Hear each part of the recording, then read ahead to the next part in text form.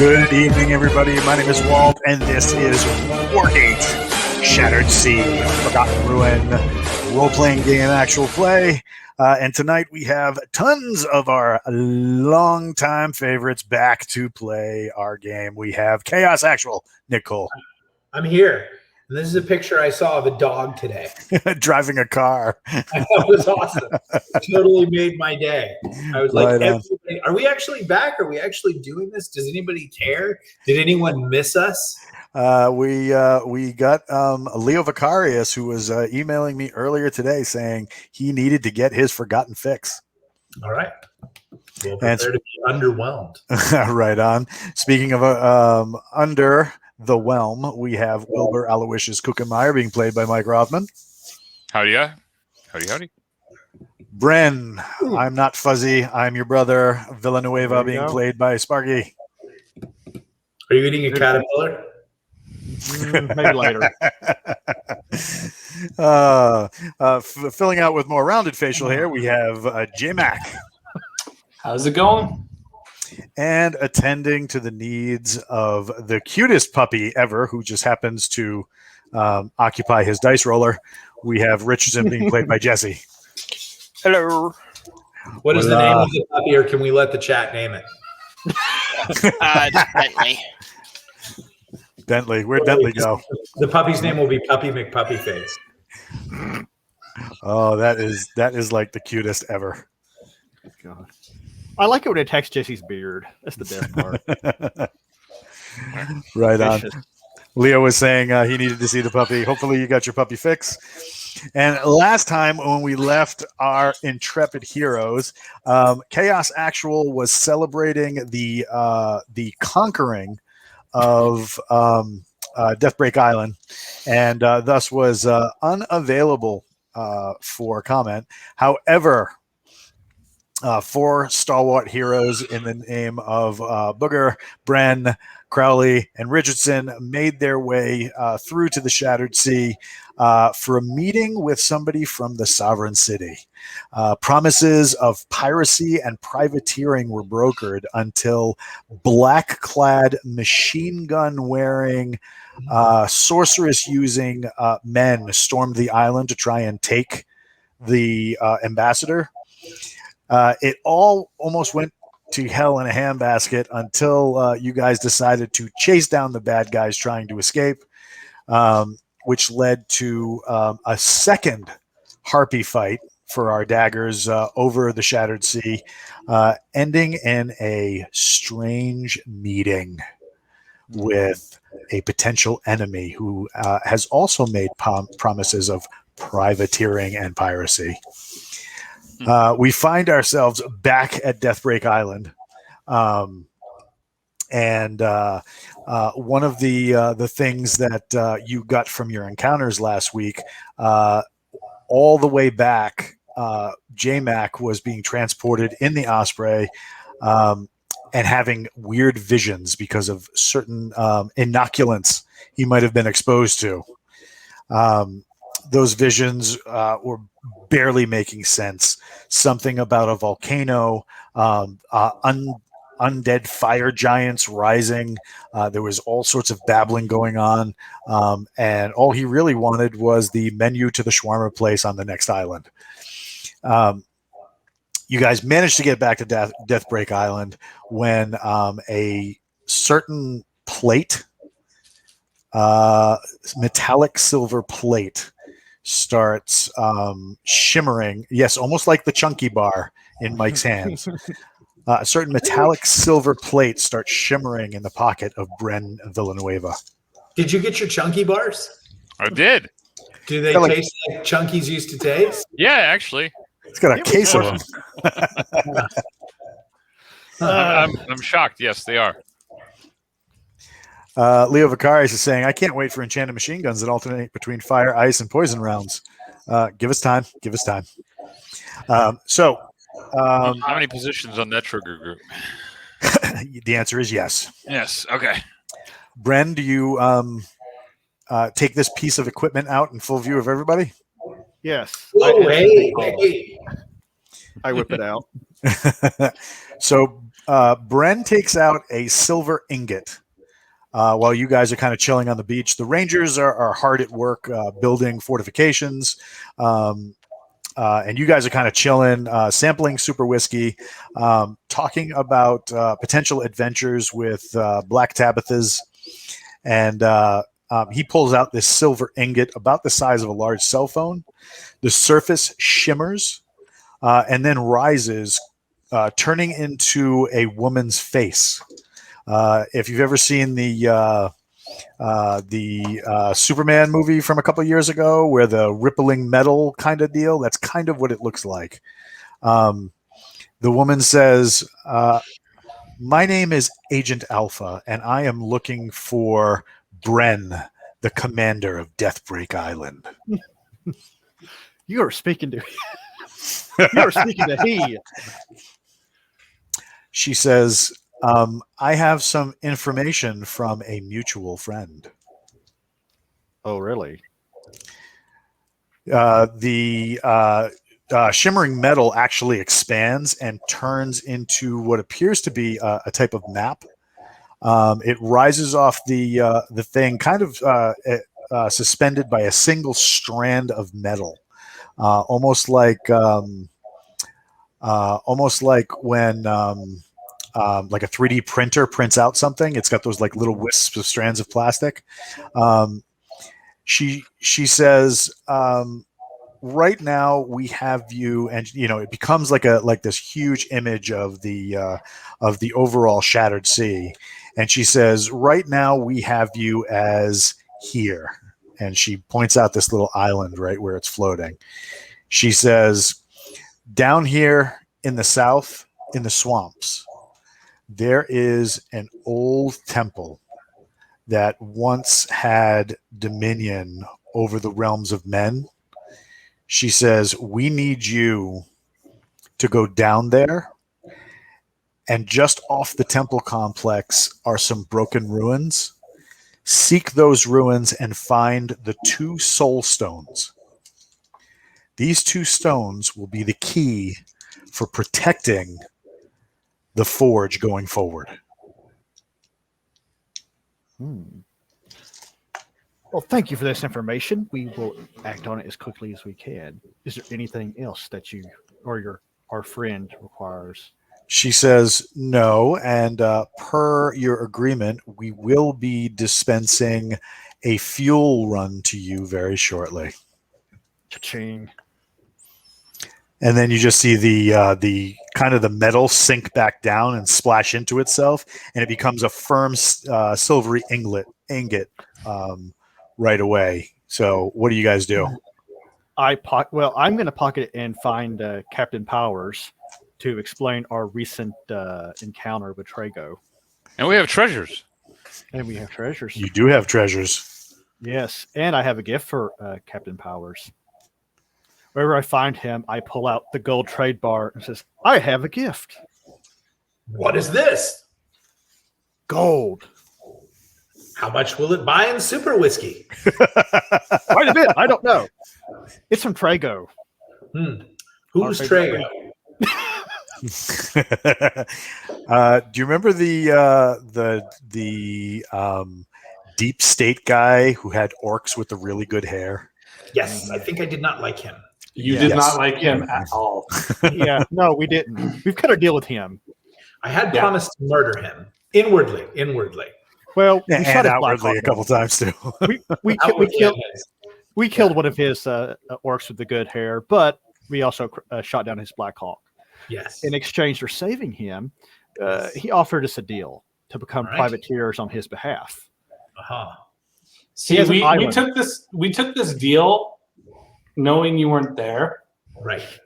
Knowing that you'll just kill him anyway. Yeah.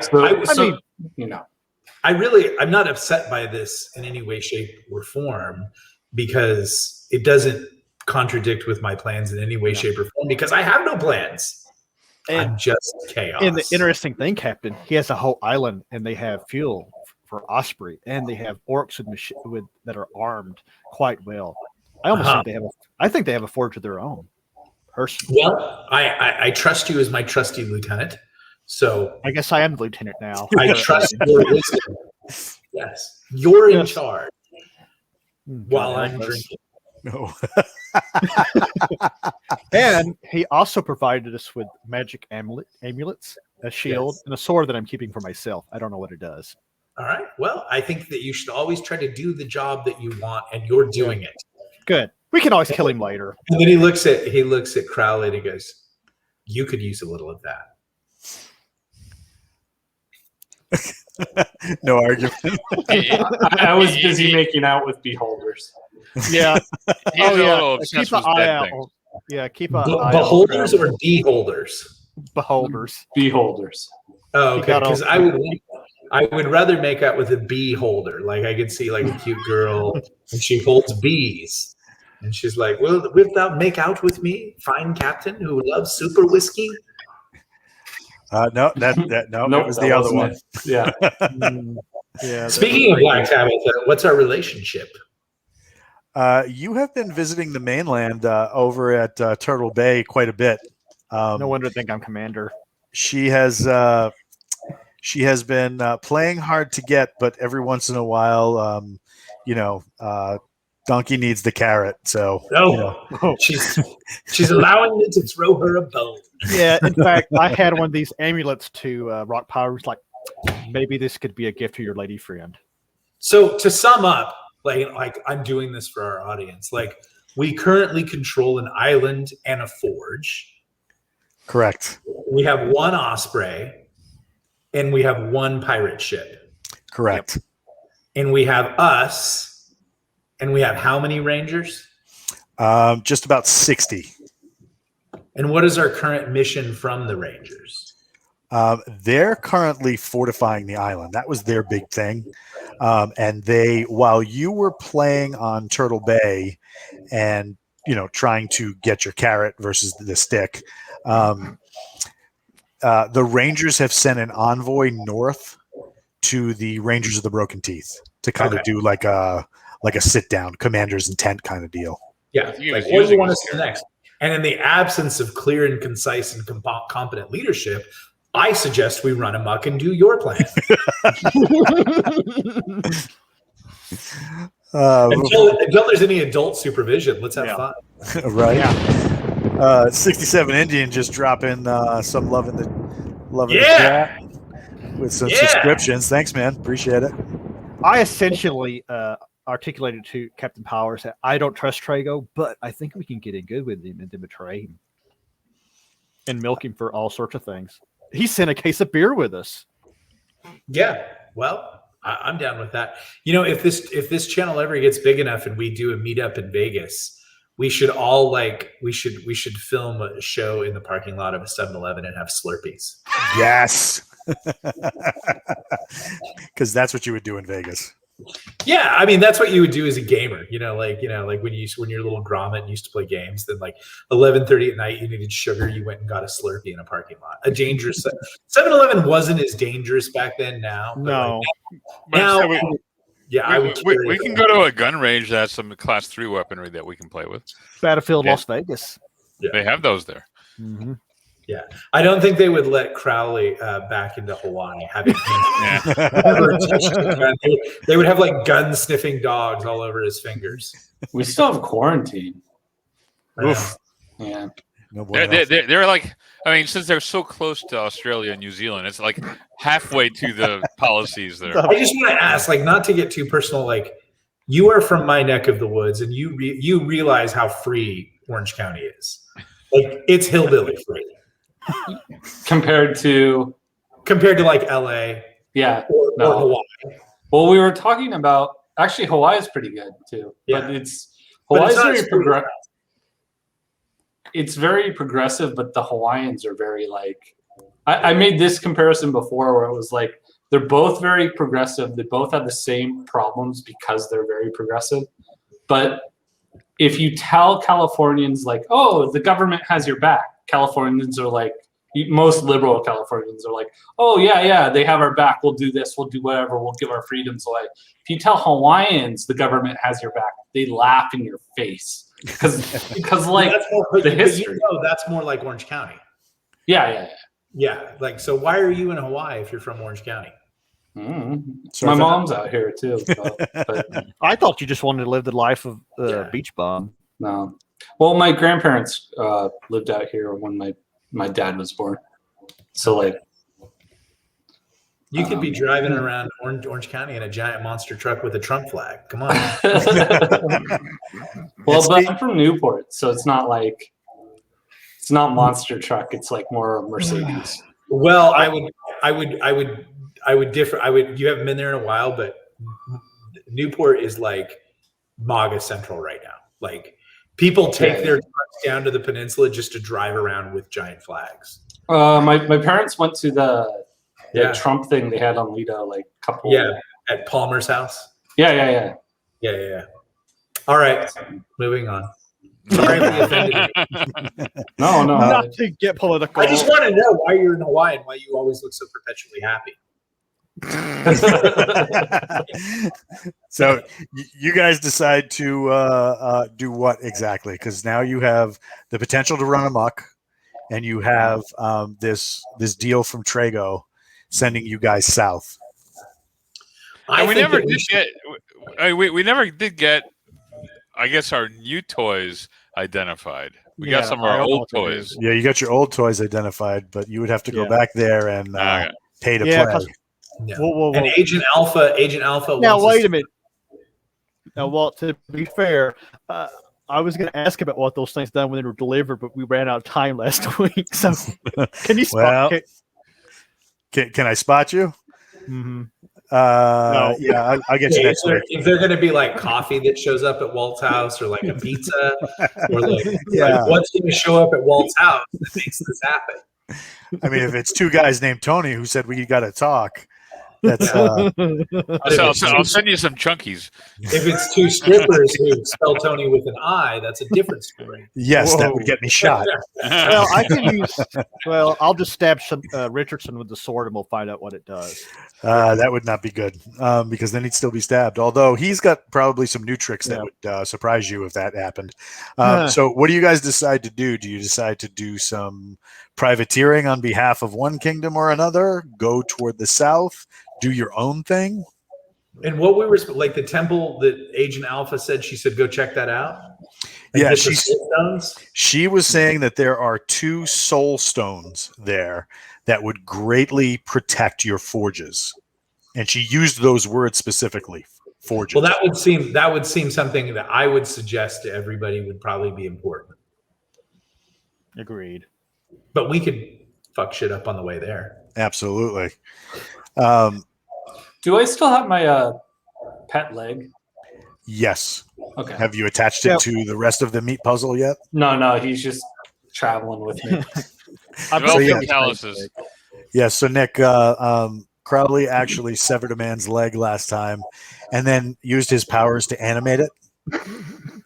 And it's been following him around ever since. Well, I threw it at a Blackhawk to try and hit the guys inside, but I missed. You missed. And then it swam after them when we shot down the helicopter and it swam after them and kicked some butt. It did the toe crawl. Yeah. So do you guys bring any of the Rangers with you, or do you Well, I think they need to recuperate and get their lives together and also be ready for the next pump. I think that we should just all go and handle this ourselves with Sparky Villanueva in charge. Oh, and me just sort of like evaluating with a cocktail like you do. It's true. Yeah. All right. So I take off the captain's hat that I had specially made and I put it on him and I retire to my cabin with the B team chick that I have that always gives the good massages. So you're remaining behind on the beach? Or I would imagine we're going on my boat.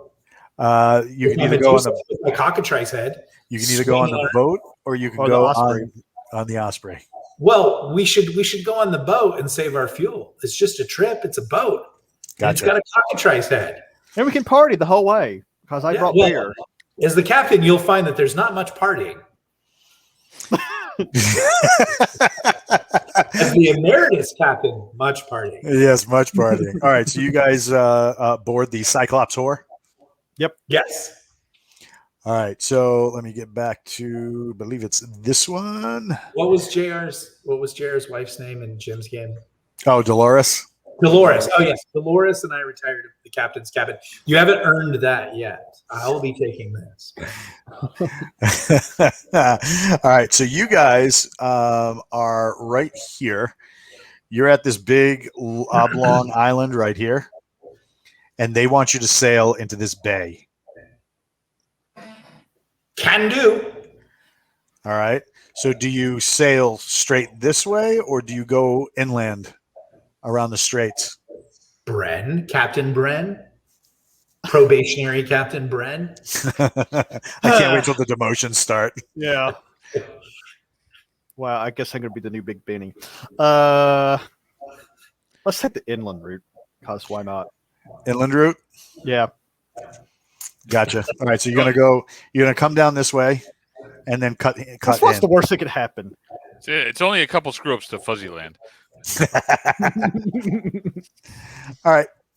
So board the boat. How much are you taking with you? What are you taking with you?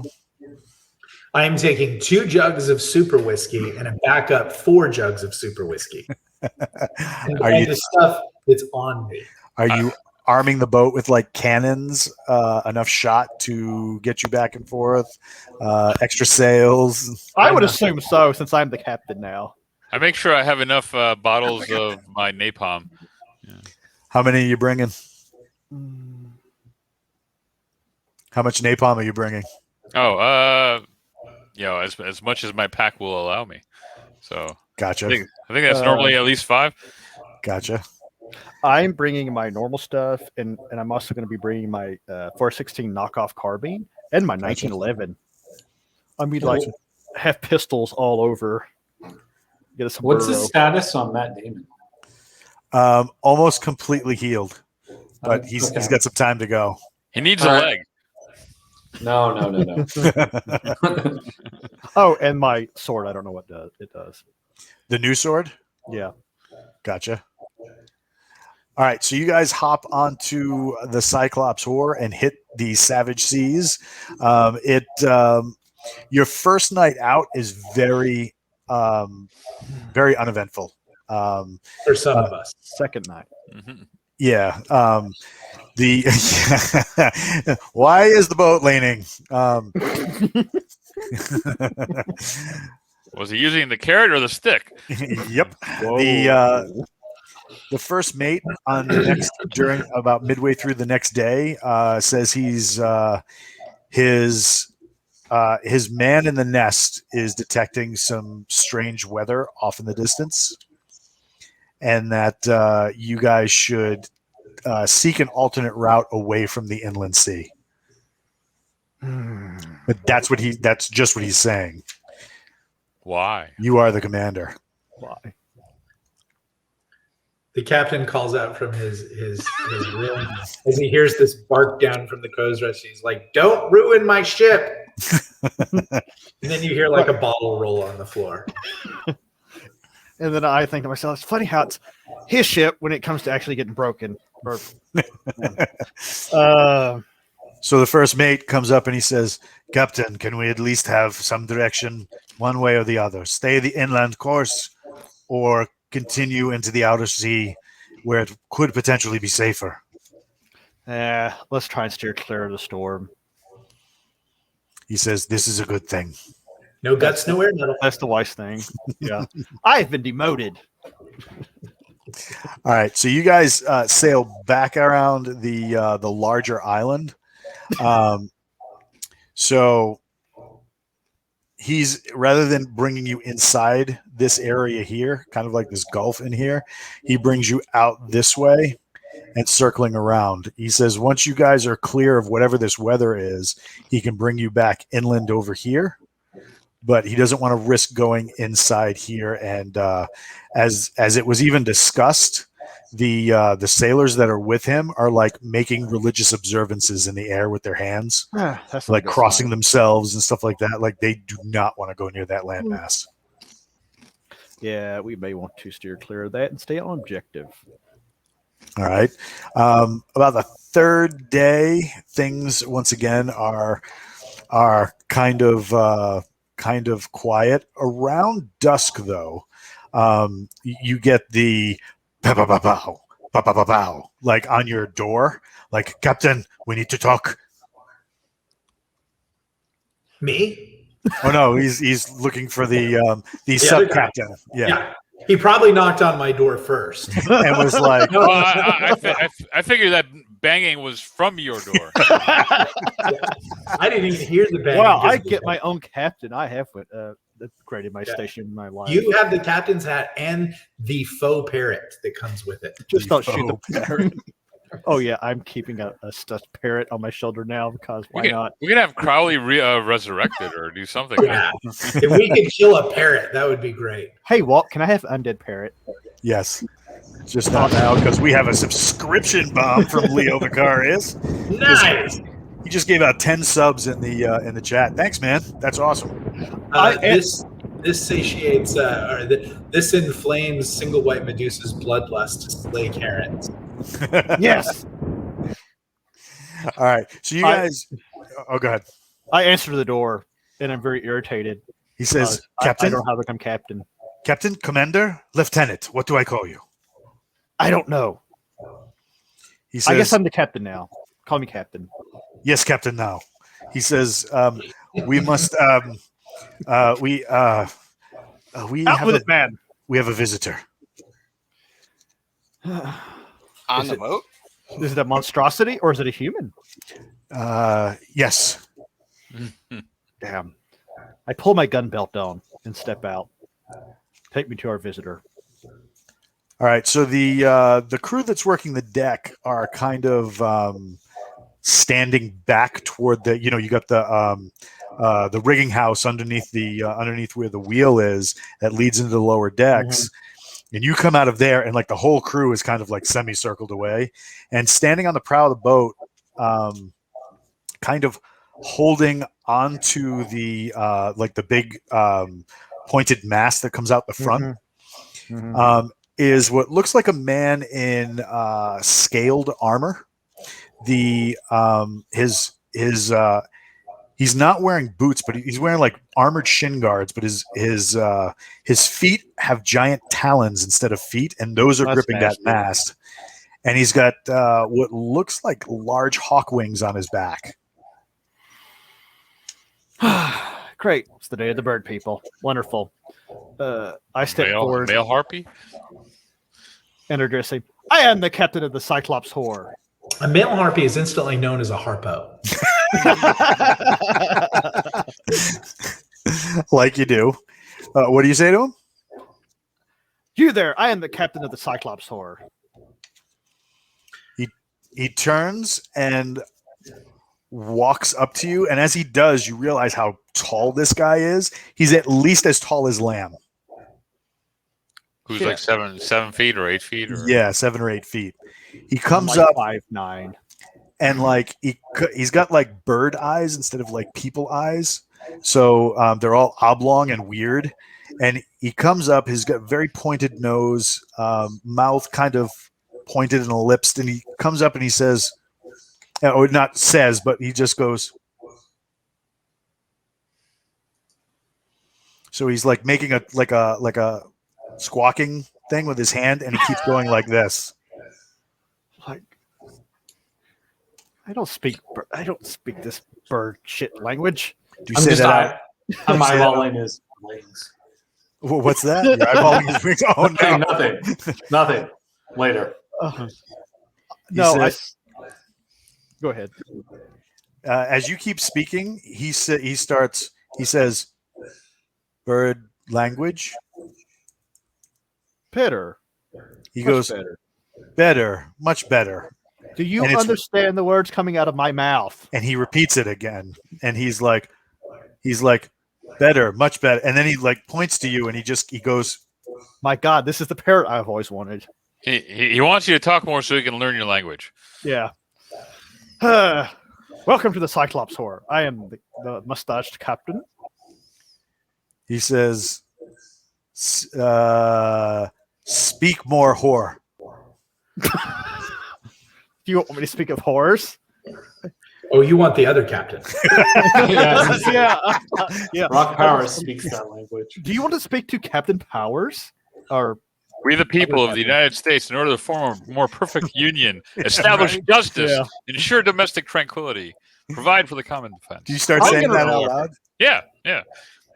And he Instruct them. pushes you aside, Bren, and like there's How this rude. hard like slam as he steps onto the boat, like the decking, and there's like a click and a slam as his feet try to splay to open enough to balance him. As he's got those like almost like hawk talons for feet, he comes up and he goes, "You speak more, whore." I was going to start reading him penthouse letters to help his language forward since he wants to speak out whores. Provide for the common defense, promote the general welfare, and secure the blessing of liberty to ourselves and our posterity do ordain, and establish this Constitution for the United States of America. He says, "I think I have enough now." Excellent. He turns and he says, "Who's the charge? No. Who's in charge?" Mustache face. I tip my hat. Yes. He says, "I come help. Why would you do that? You pay me, I come help." Ah, there's the hook. Birdseed. What do I? How do I address you? What is your name? You. Can I just call you Squawks? This works. Okay, Squawks. He says, "My name, much unpronounceable in your language." Yes. What do you accept for payment? Birdseed? Gems.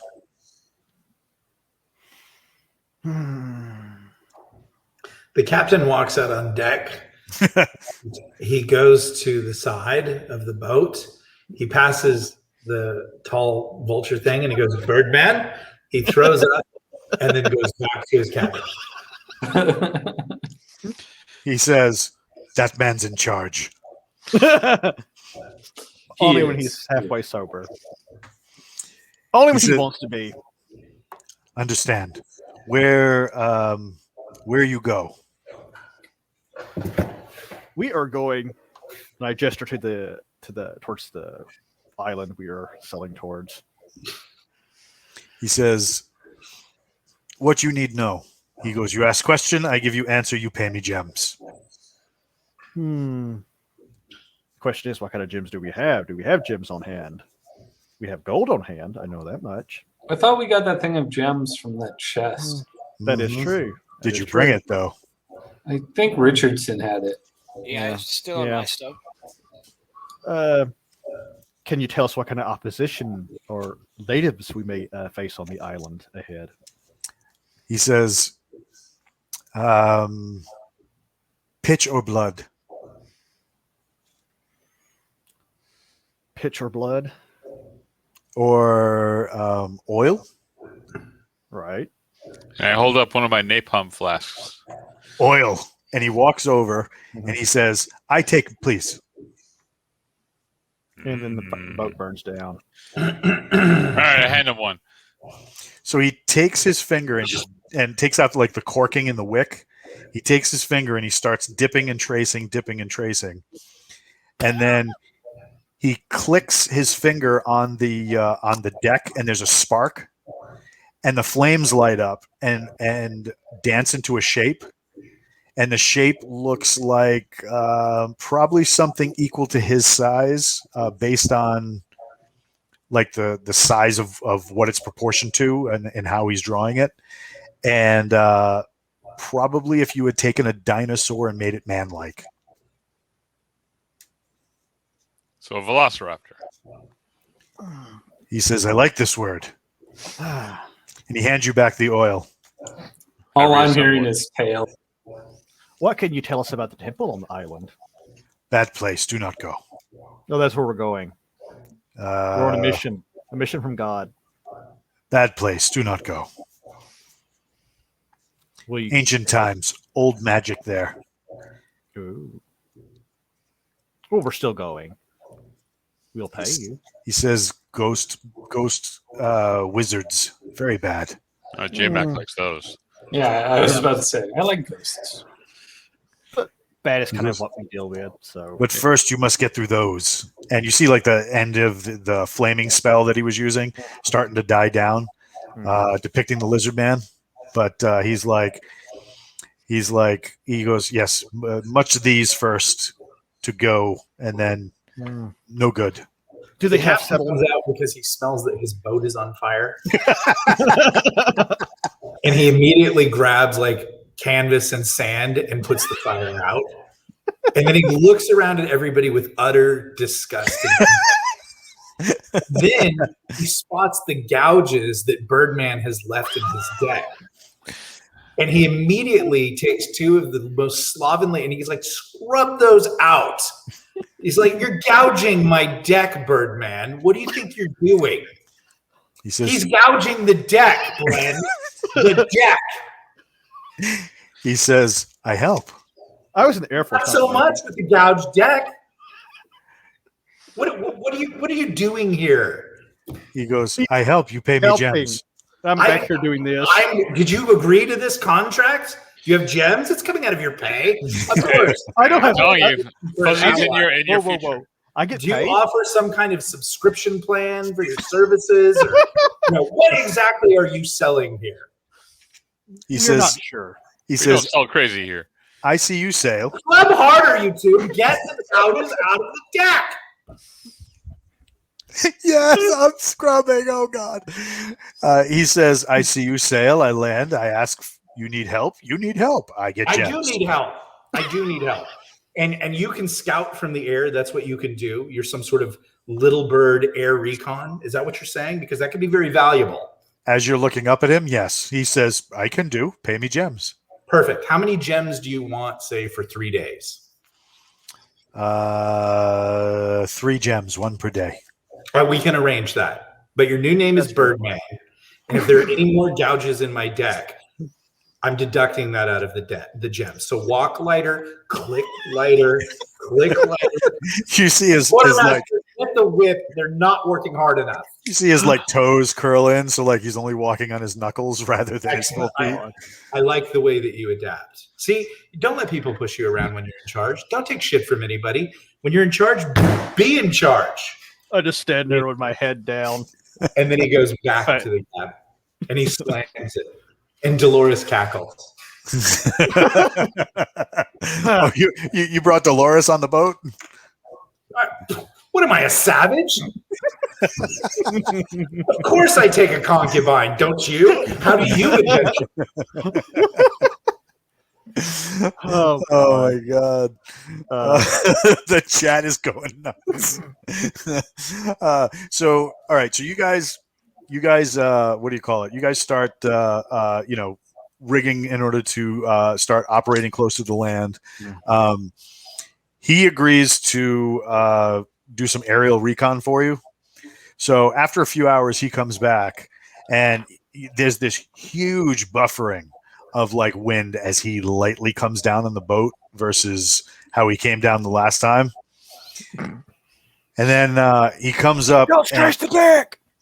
He unrolls like a leather pouch that has parchment in it, and he says, "I make notes." Awesome. Can I read the notes? So he turns it around. It's more drawings than notes, like he's mapped the coastline. Okay. The coastline that he's mapped is toward the southern end. You guys are going to have to land somewhere in here. So you got the big, huge fortress right here, right? This is an inlet right here. Any of these coves, he said, could work. But as you move north, you're going to be moving through big things of lizard men. I would like to come out on deck and look at the map now. and compliment. And I just want to let everybody know I was a little sorry about earlier. A little hungover. Daddy won't drink so much. Daddy, don't beat us no more. You'll be good children. And then I look at Brent. I'm like, what would you do, Brent? Holding the map out to him. Is there an ingress route that would minimize contact with the lizard people? And Or do we? are the lizard people more active at daytime or nighttime? He Do we have any says. snakes that like to eat lizards? He says, lizard men more active during the day. We do not. Or we could flatten the island with the cannon barrage, which would be awesome, but also alert everybody to our presence. I think we need to go on the sneaky side. Let's go in at full moonlight, like the 1980s Navy SEAL commercial. We'll pop up out of the water. Pop, pop, pop, yeah, Grant has always wanted to do that. Yes. Even though he's in the Air Force. These lizards are big, and I saw Jurassic Park 10,000 years ago. So do the things I'm going to say to the lizard guy, like, there was a movie a long time ago about lizards, and you probably don't understand lizards because you're a tribal primitive. But like, do they react to movement? You know, like what do they go? Do they? How do the lizards hunt, Birdman? He goes, no more oil on the deck. No, that'd be bad. He like digs into his satchel. We could have J-Mac lay down naked, and you could tattoo flaming oil onto the back of his back. He seems kinky enough to like that kind of deviant stuff. That's Tuesday.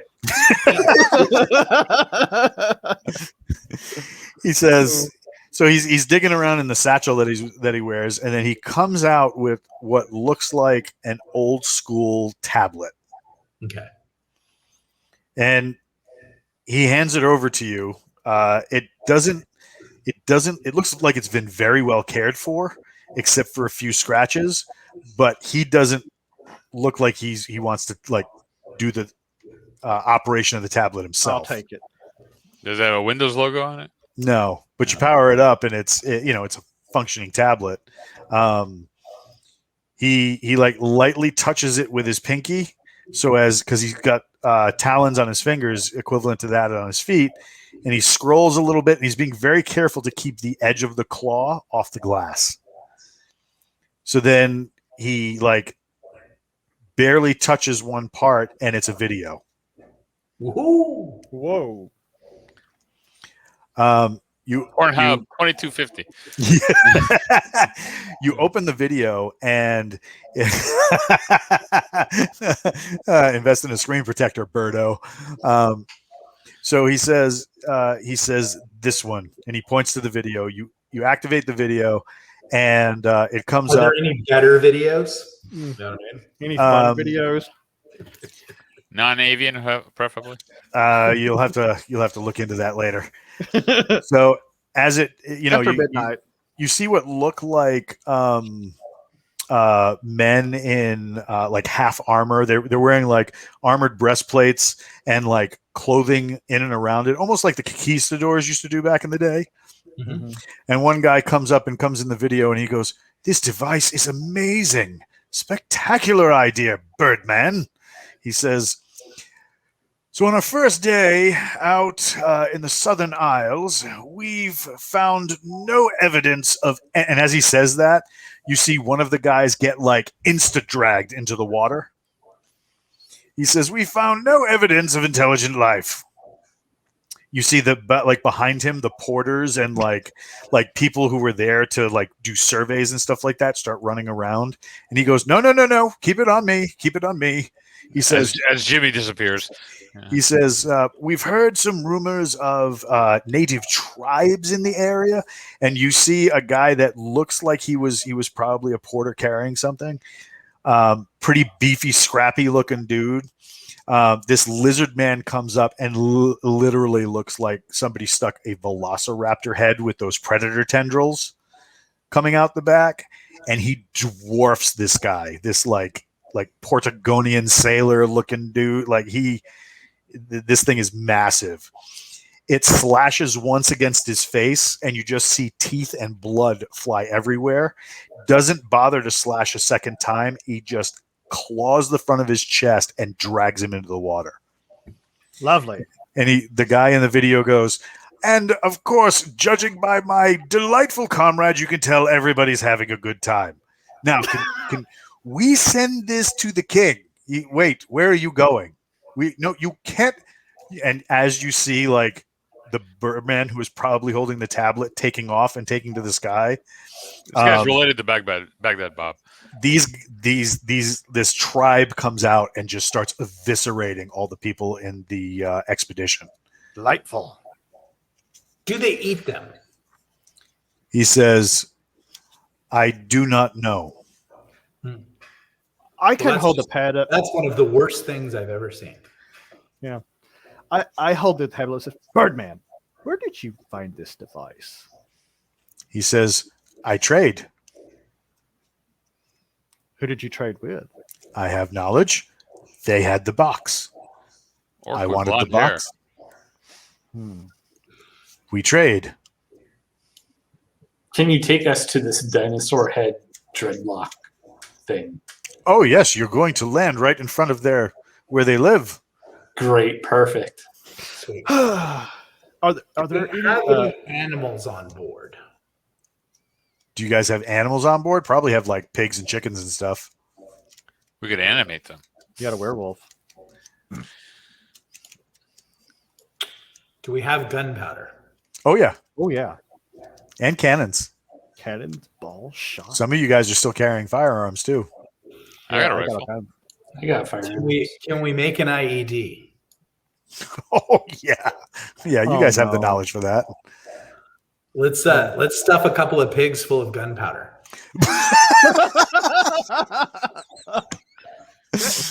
Make Insta bacon. Oh my God! So you're going?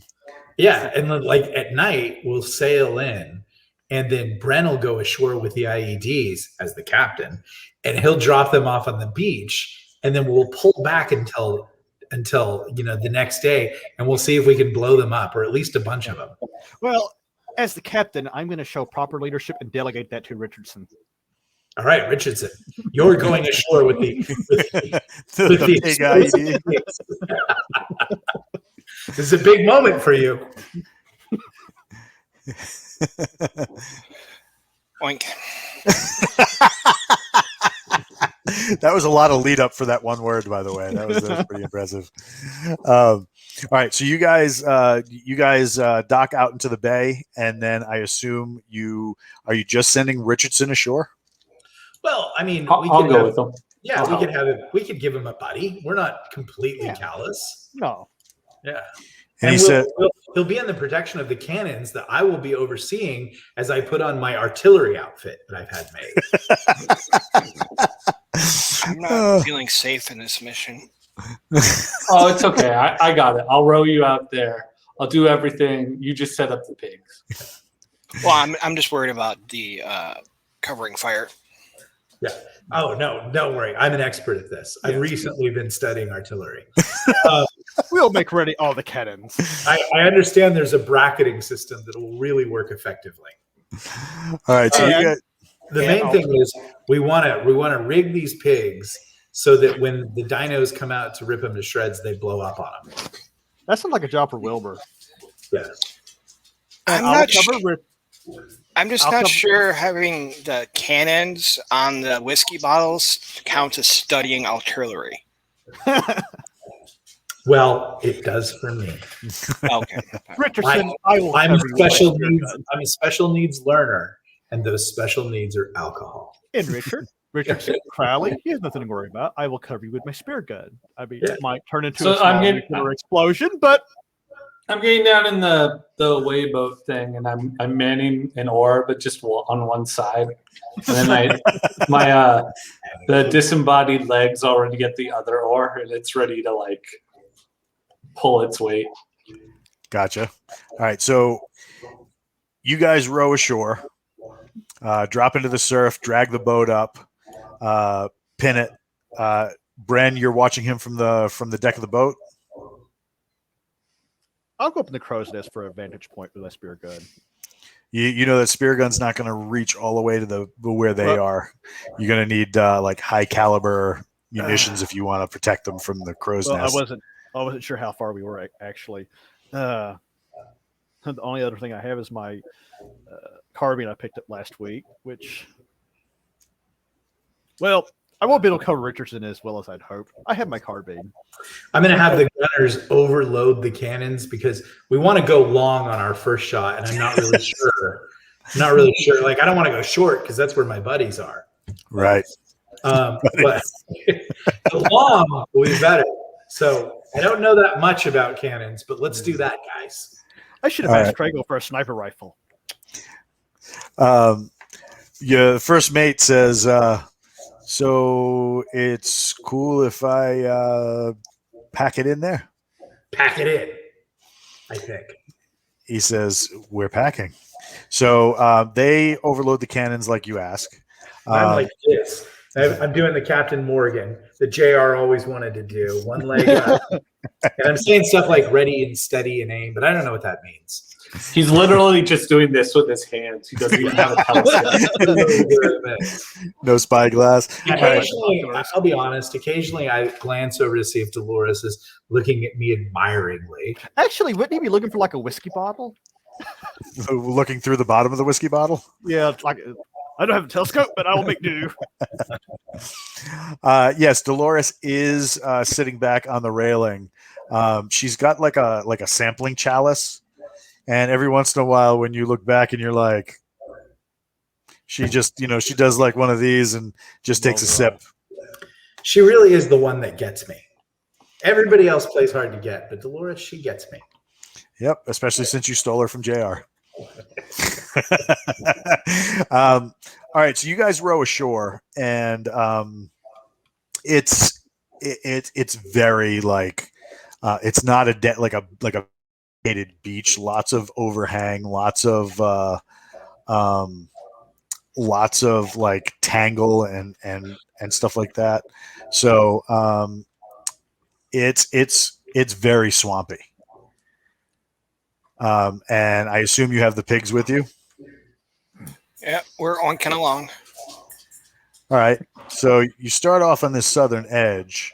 From the video, it looks like they might have been like out in here somewhere when they filmed that video. So I start talking to the foliage and see if I can get some G2 back from my green friends. All right. So the spirits of this place are old and angry. So as if once this was a land filled with deep roots to a healing world, something at some point has corrupted it.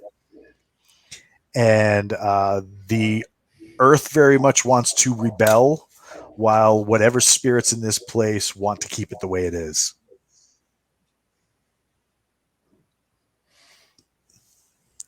Okay. So I'm getting no response from my green friends. Correct. Right. Do Richardson and I hear anything? Like, can we hear voices? Of the dead? Yeah. Yes. What are they saying? Recipes. One of them, yes. One of them keeps reciting a series of alchemical, like a formula. And when you say it out loud, are you guys keeping comms with each other over radio? Of course. I would hope so. Yeah, we haven't fallen that far. Booger realizes that somebody is reciting the chemical formula for old school gunpowder. Oh, we got 75% saltpeter. We got 15% bat guano. yeah. We got some charcoal as well. All right. But some spirit in the area is actually reciting the formula for creating gunpowder. All right. What are we doing with it? I kind of want to go toward that, but what's Richardson doing with the pigs? Are they set up? Now, were we going to take them more inland? So are these pigs like stuffed with gunpowder, or they have it on them? I mean, Yeah, are they live or what? They were when you decided to do this. The captain gave no instructions. He merely whistled the theme song from Sanford and Son. I was gonna say because if they're dead, then couldn't we have Crowley give them directions on which direction to go, animate their legs so they, yeah. Well, here's what I'm gonna do. I'm gonna leash up the pigs, and then I'm gonna give the tail end of the leash to my little leg friend, and I'm gonna have my leg friend walk them out like he's a teenage girl dog walker. Gotcha. All right, so I just need to know where to put them. The video has the expedition right about here. All right, so I just point to my little leg, and he hops along. He toe crawls. Yeah, kind of. Well, he's got like a, he's up to the knee, so he kind of just like ghost walks, like, I'm thinking of like the Disney live action movies, like the bed knobs and broomsticks type stuff. So he does like one of these. So it starts leading it through here. The leg totally submerges, and the pig is like bouncing to try and keep its head above water till they get to about right here, and then the leg stops. Why'd you stop, leg? That's where you told him to go. That's where you told him to go. Oh, do you wait to see if anything happens? Yeah, let's wait. And while we're waiting, I did have a question. Is our gunpowder infused pigs, is there like a wick to light the gunpowder? Or I think it's a bullet. Or is it some sort of detonator? I don't know. You tell me. How'd you guys set it up? Oh, glorious leader. The captain's instructions were merely to whistle the theme song to Sanford and Son. Yeah. I said it was a job for Wilbur. I did not rig these pigs. So I assert they're full, chock full. They've got stomach aches. They're full of gunpowder, and I think to ignite it, we just need to get a good body shot, and we should be good. Yeah, that should make some stuff out of them. This is All right. going to work out so well. So you're standing there for a few minutes, and then all of a sudden the squelch breaks on your radio. Bren, you are up in the crow's nest, and while they're waiting right here, right behind them, you see 4 heads come up. Are they reptile? Are they shaped vaguely? Is it a vague shape of a reptilian head? Are they disembodied heads or just? Nope, big old crocodile-looking things. Oh, cool. Do I see this through my spyglass / rum bottle? Yes. It looks blurry and strange, but yes, you see it. I signal the gunners by raising my hand, and I commence God. whistling Sanford and Son. Thanks for warning us. Yeah, I'm going to warn them. Can I take a shot on those things from where I'm at with my 416 knockoff carbine? Yes, you'll be able to reach from where you are. And go ahead and take that shot. Okay, I'm going to... You're going to need at your level 5, 6? 5. 5 at this range, 15 or less. 15 or more. No. All right, so you guys are standing there. You hear squelch break as though somebody's going to talk, and then all of a sudden you hear, and then like a splash right near your feet. You turn around, and Bren starts barking over the radio. Go ahead, Bren. Guys, you might want to turn around and looks like you have an alligator problem. You might want to get out of there. As you turn around to see the 4 heads that are starting to rise out of the water next to you, there are 3 massive detonations on the ship. You guys hear the cannons like break through some of the securing struts, keeping them from rolling all the way across the deck. Luckily, the securing ropes hold because somebody packed extra powder into the cannons. You guys on the beach here, and these like massive explosions decimate the tree line further up into the swamp. So out near here, this entire section of forest just vaporizes. I shall tell the defenders after I signal it, I will be all half charge.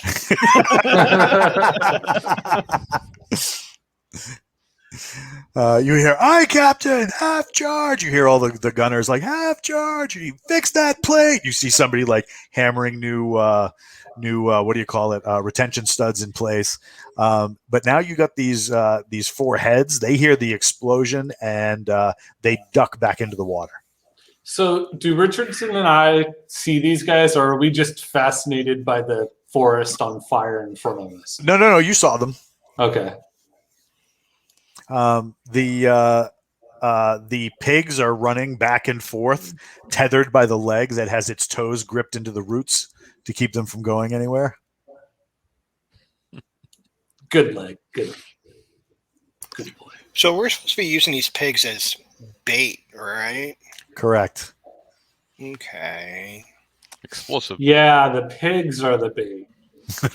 And we just blew up half the land right there. Okay. Just making sure I'm staying on track with this. All right. So as you guys are standing there, and you got the 2 pigs right here, a line of tendrils, kind of like long vines, start weaving together and heading toward the pigs. Yes. All right. I guess while that is happening, and if it starts pulling the pigs in, I will take a shot at the pigs, but I will wait until the pigs become entangled and drawing towards the source. Gotcha. What are you guys doing otherwise? Rock Powers. Are we reloaded? They are in the process. What do I think half charge will bring me to? Best guess with my minimal artillery skills. You could pretty much reach the island. The only reason they explodified up here was because you wanted them to shoot past. They could have shot a lot further if they wanted. Right. Yeah.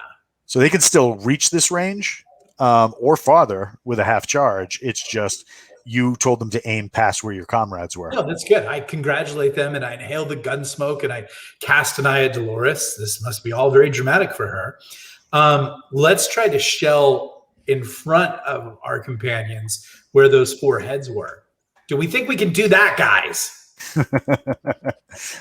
We can do that, sir, but it might not work like you think it's going to work, because of what's going to happen is a lot of splashing, there's big roots and stuff. They're going to get hit real bad. It's going to be no good. We call that special effects. Let's go for it. Where's Birdman in all this? He's just standing there very impressed. He's like, big boom, very fun, very fun. Very fun. He uses his knuckle on his tablet and then shows you he's got an ancient tale of a city guard protecting against evil called Bad Boys on his tablet. And he's like, "You guys are bad boys. You Bad guys, boys. bad Very boys." bad boys. Do you think that the alligator people are sort of confined to this little mangrove? Like that, if we just shell the hell out of it, we can get past them? Are they all the way in? Are they everywhere? Or are they kind of right here? He says, "They own the swamp." They own the swamp. Did our big boom kill anything? Yes, you were sensing the death of a lot in the area. You're welcome. When he showed us that Can I map, have my leg go look for remains? Are you leaving the pigs to their own devices? Hey, Richardson, what do you want to do with these pigs? I'm waiting till see what those tendrils do to them. If they start pulling them in, and they get closer to the edge of the water wherever they came from, then we shoot it. Make them go big Richardson boom. was momentarily confused by that question due to previous incidents in his life. yes. When the Birdman showed us that little map he made, was there any like symbols or any sign of settlements or villages of these lizard people? So you're like right about here. Mm-hmm. The temple is right here. Mm-hmm. Right. So probably a good 10 miles in. Okay.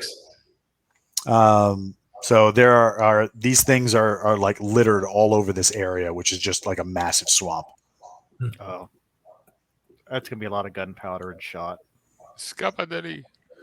Can my God, we need can to my beat pet them. leg tie off the hogs? Tie off the pigs? No, No. it is I not would like dexterous to do enough for that. Come on, it's got little Nubs. like monkey feet. I won't hear a radio anymore because it's not sexy. But Bren has one, right? Yes. I'm going to monkey on up to the crow's nest to make contact with Bren so that I can talk to Wilbur. Wilbur's on the boat. Yeah. Oh, I thought Wilbur was on. No. No. Okay. Well, Captain, then less drinking, more Just pain. me and Richardson. why am I up here? Why are you there? What shoot if me you out, go probably. ashore and use your napalm and start a big forest fire and burn out as much of that foliage as possible, Agent Orange style, and then we'll make our way through the sort of apocalyptic wasteland that we've created much safer. I could do that. All right, I'll row. I will row him ashore. I will actually do something. I'm gonna go with him. I'm gonna go ahead and go to shore because I can't hit crap from up here. I mean, I can't hit crap from up close. So, So as you go to get in, climb down the rigging to get into the boat, Chaos Actual, the Birdman knocks on your shoulder. Yes. He says, "You will still pay me in gems." Oh yes, of course. 3 for 3 days. He goes, "I make sure you come back." And then he reaches into his bag and he pulls out a 50 caliber Desert Eagle. Ooh. He goes, "You take." Oh, I take. Thank you. I will give you a gem from my share just for this. I look at the Birdman. And say, I'll tuck it into my waistband because every pirate should have a hand cannon. I look at the Birdman and say, "You got anything for me?" He says, "Yes." And he reaches in and he gives you what looks like an old school decoder ring. The letters are all worn off. It barely turns anymore. Part of the one side of the ring is missing. And he says, "Big magic, you take." Don't offend him. Yeah, I take it and I put her down. Don't offend the Indig. Thank you much, Eat Birdman. the sandwich cooked over a poop fire. Oh, my favorite thing ever. You give me boot. What do you mean one boot? Yes, one boot. You don't need two? No, just one. Yalla, empty. Yeah, yep. I'm Roll a getting some little good bit. What's that? I'm getting some good loot. All right, so you guys climb down the rigging, get into the boat, and then join Richardson and Crowley on shore. What do you guys do when you get there? While you guys are rowing, Crowley and Richardson, you guys see those tendrils like snatch two of the pigs. I'm shooting at the pigs. Yeah. Or do we want to let them? How far away are they from the shoreline? These guys? The pigs. How far are the tendrils reaching? The tendrils go into the water. They're coming out from the swamp water to snatch the two pigs. Okay. So like Star Wars compactor scene. Yeah, pretty much. Are you gonna let them center mass? Yeah, are you gonna drop some hate on these fools? On the pigs? Yeah. Yes. Oh, they didn't do anything to me. But That's how we get bacon. That's how you get the bacon. That's how you get the rune equivalent of PETA. They can cry someplace else. But remember, the mob uses pigs as a garbage and crime disposal. So chances are you probably. That is both disturbing and exciting all at the same time. And remember, we got the explosives inside. Yeah, let's make him go boom boom. All right, so you're going to take a shot? Yeah. They're screaming, like wee, wee, wee, trying to get away. These things got them pretty good, though. I tell the leg to run for cover. You should do one of these.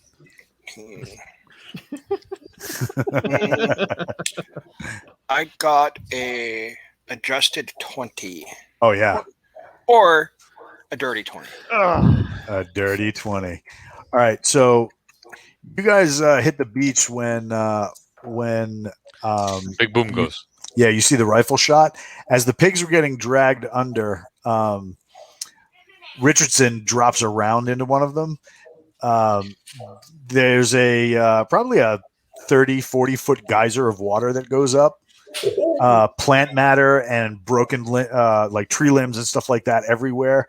As the water starts to come down, you can see mixed into all of this detritus is like several of these mangled green bodies hitting the water with wet slaps.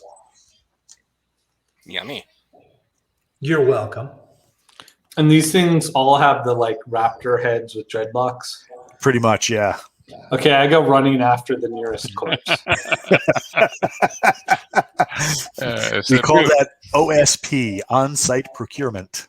And Okay, I will cover his mad dash. So new plan, I'm going to go to my RTO, Bren, who should have contact with the boat, right? Correct. Yes. And I'm going to explain to them what I've recently learned about walking artillery fire. And I want them to begin to shell in front of us as we move. At the same time, I'm going to talk to the hippie, the druid, and I'm going to say, I want you to drop napalm on either side of our track going forward. And then I want you to commune with the spirits and get the wind to come up and drive that smoke ahead of us. The spirits don't like me around here, but I can give that a shot. Bribe them. Tell them we'll give them a virgin. Wisdom roll, Booger. Brent's available. So your wisdom or less.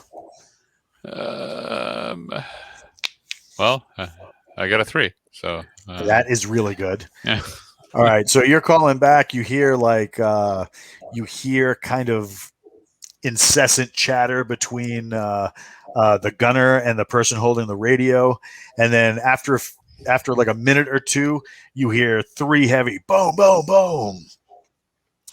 There's that sound of like a rocket going over it, followed by a whistle, and then explosion slam right here, and then here, just ahead of you.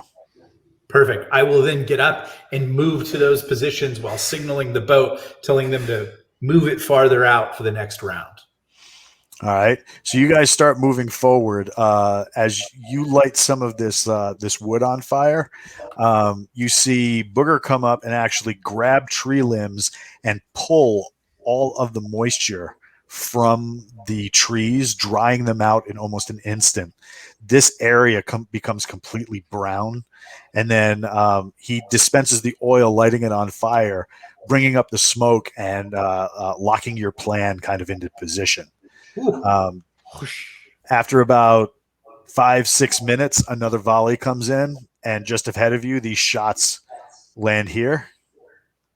Nice. We will repeat and move to that position, signaling the artillery as much as we can farther out. All right. You eventually pretty much get all onto dry land all around, except for Booger, which goes over here. Or do you want to stay with everybody? Well, I think the plan is for me to continue with more smoke, right? Yes. So. All right. So over here, repeating the plan, kind of keeping you guys obscured. What do you call it? So you get to here. Right around here is where the pigs went into the drink, and there's just like bodies all broken and littered right in here. You don't see any more of the lizard men trying to come out, but you do see like the broken remnants of what you guys decimated with cannon fire and some PIEDs. My eyes light up like a kid on Christmas, and I run to the shore. All right. Stay out of the tall grass. I try and find a one of the lizardmen heads and saw it off, Ugh. Benny style. All right, so you start working on one of the bodies. The lizard men are all right here. There's 4 of them. Yeah, I'm not paying attention. I'm very delicately trying to remove the head to keep all his dreadlocks intact. Gotcha. It's very important. I can see this is going to go very bad at some point. It hasn't already. All right. You don't see any more lizard dudes coming up to try and assault you right now. Where do you guys go? Do you guys continue toward the inland? We continue inland and getting as much artillery coverage as we can and keeping some sort of unit cohesion with my Desert Eagle out, stalking through the grass, pretty much looking totally heroic. You got a full magazine on that Desert Eagle as well. Nice. That's like what, 7 shots? 9 Yes. shots? Is it one of those gold Desert Eagles? It is not. But when he pulls it out to look at it, right, it says Memento Mori on it. Ooh, ooh, ooh. The nice thing is when you're out of ammo, you can just use it as a club. Club. Yeah. All right. So you guys start moving into the center of the island. It's very swampy, hard going. You can even, if you want, like if you guys brought one of the wooden boats with you, those would be a little harder. But if you brought the Zodiac out in here, so you still had the engine, you could actually just drag it behind you everywhere you went. It's that wet. All right. So you guys start moving deeper into the island. There. So I put the lizard man head in my pack, right? I got it. I'm good. Yep. It's a big day for you, J-Mac. It is. It's the final piece. Are you gonna animate it? You know, otherwise it might rot. Well, the other stuff I left back at base. Yeah, pieces. So, All right. After about an hour of walking, you guys get some like radio traffic from back at the boat, and it's your first mate. He's like, "I'm checking on you guys. You good out there? Attack. You need more cannons." Not yet. I think we're good. We will signal you if we do by sending up smoke, and if we do, we want you to shell that smoke. We hit the smoke real good. you could reload a couple pigs for us. I'm not doing that. You guys crazy. All right, so you get a little bit, like I said, about an hour into it, you guys get deeper inland, and you come upon a campsite. It looks like at some point somebody had probably set up like an expedition camp. Signs of bedrolls, skeletons, broken equipment. So they look pretty messed up. Is it in the direction we're going, or do we have to? Yes. Okay. Then let's scout the campsite. I don't know. Let's send in Booger. Like, why don't you go check out that campsite? Let's see. Are the spirits still not talking to me? The further away from that swampy area in the beginning that you're getting, you feel a little bit better about stuff. So I'll try to go ahead and get some remote G2 from my chlorophyll-based friends and see what they have to say. At one point, after a few minutes, you get like a swarm of black flies that come up. So the flies start massing, and I mean to a point where it's almost like a cloud. They eventually form into a man, like the shape of a man. There's a rampant buzzing that comes from all of them, and then they disperse. What you heard was expedition of men from the coast, all killed by the tribes. I passed that information along to El Capitan. Both of them. Both captains. Yes, Captain, my captains. Yeah. Pass it on. And evidently we've got people who've journeyed through that area and have died. So there's probably danger. They through that area. So there are dead skeletons in there? Yep. So you got skeletons right here. Okay. So right there, and parts of skeletons inside the tents. Parts of skeleton, like, do they seem dismembered from my? Yeah, like something tore them apart. What about tracks? Can we spot tracks with my rum spyglass? Everywhere. This should make Crowley very excited. Like what kind of tracks? They look kind of like alligator or crocodile tracks. Well, damn it. I hate these guys. I'm going to search the campsite for any loot. All right. Let's see. I'm missing one guy. I'm missing Bren. All right. So you go into the campsite looking for loot. You see they got tons of backpacks with mapping gear, rations, but the rations look like they've been looted and kind of like messed up. Bed rolls. Further down, you catch another body. It looks like they were in the process of digging a grave. Is there any meat on any of these corpses? Some, but the maggots have started to have their way with everything. Are you really that hungry? Well, I'm just wondering whether how long ago this happened. Yeah. I summoned the Birdman. You call the Birdman? I call the Birdman. Birdman! Do you call him over the radio? Because you guys are several miles in. He's not going to hear you shout. I didn't know if he was following us or not. Yes, I summoned him with the radio. Summon the Birdman. Pronto. All right. After 10, 15 minutes, he finally shows up and lands beside you. I also asked the foliage whether or not they know which direction some of the crocodilians have gone. Some of them are still here. Water. I asked Birdman, is this the survey team in your video? No. Those were on the beach. Does anyone have a grenade? No. I think we're out.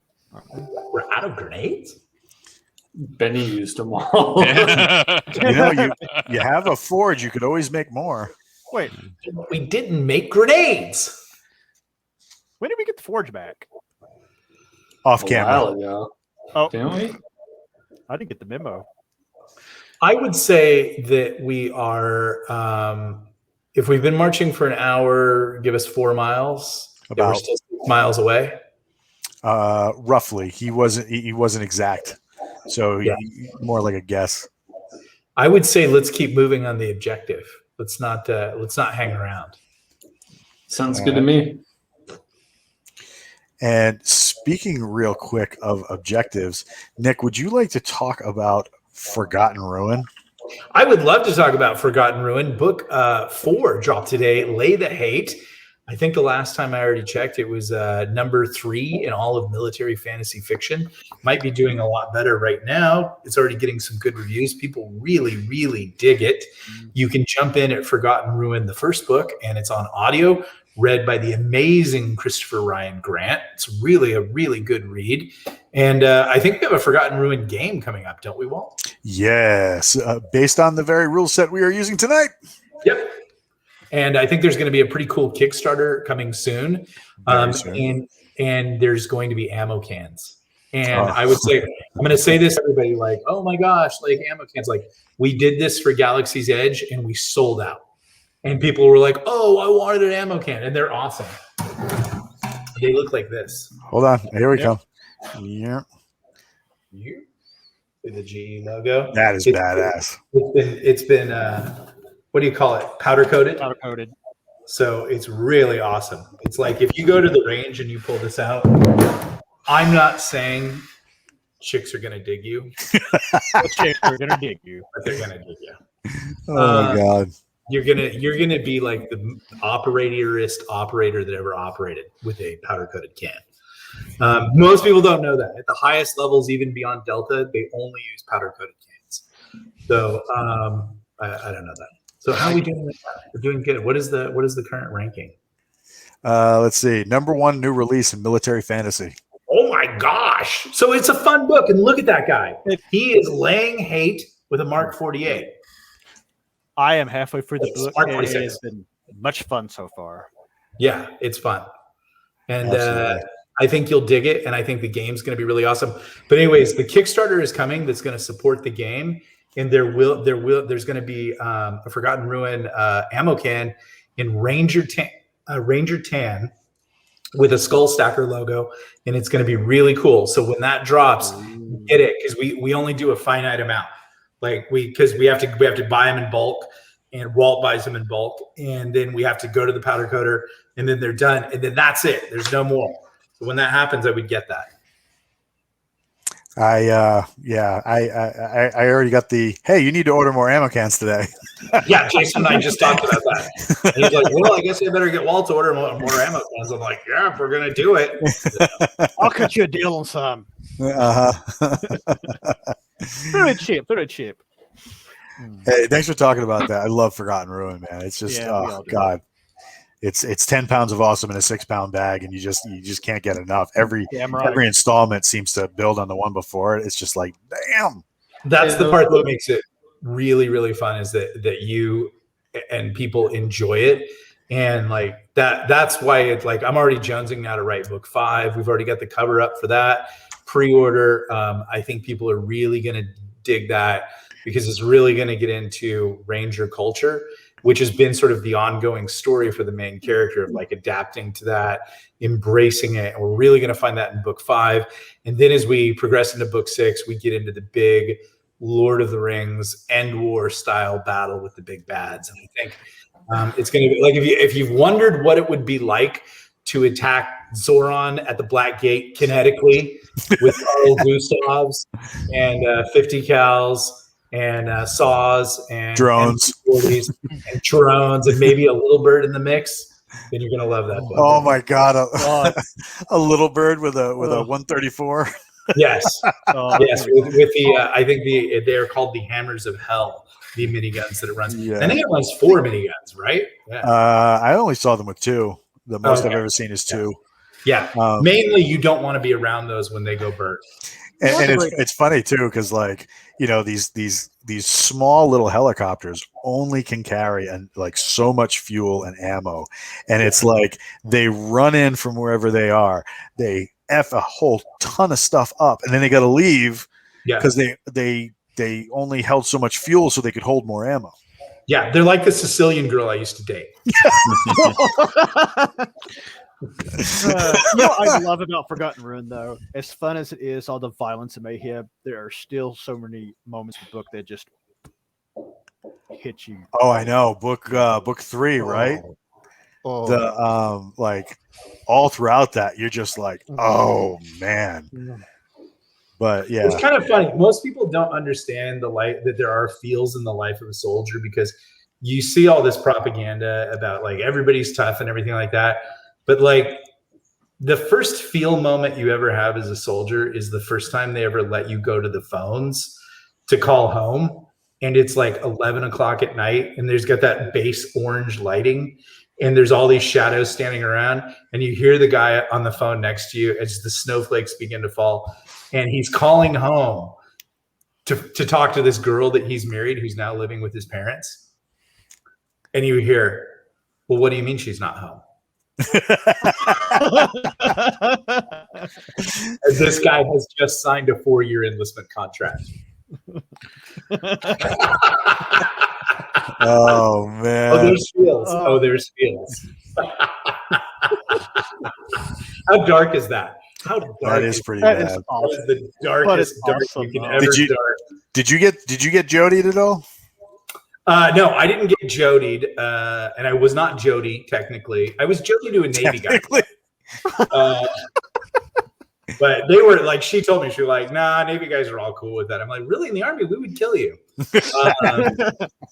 But no, I was a good boy, but I was watching the jodying going on, and there's a lot of you're watching it from the end of the guy. Like I said, that was a real conversation I listened to as I was waiting for the phone. Like, well, where is she? I was like, I know where she is. I guess your phone call's up. My turn. We like our humor like we like our coffee. Yeah, Dark. All right, so you guys are yeah, where were we? You guys are hanging outside this little broken camp when the Birdman shows up. Birdman. He hands you, as you say, Birdman. He hands you a second magazine. Oh, this is awesome. I will. I'll slip that here in the correct position with the one finger drum.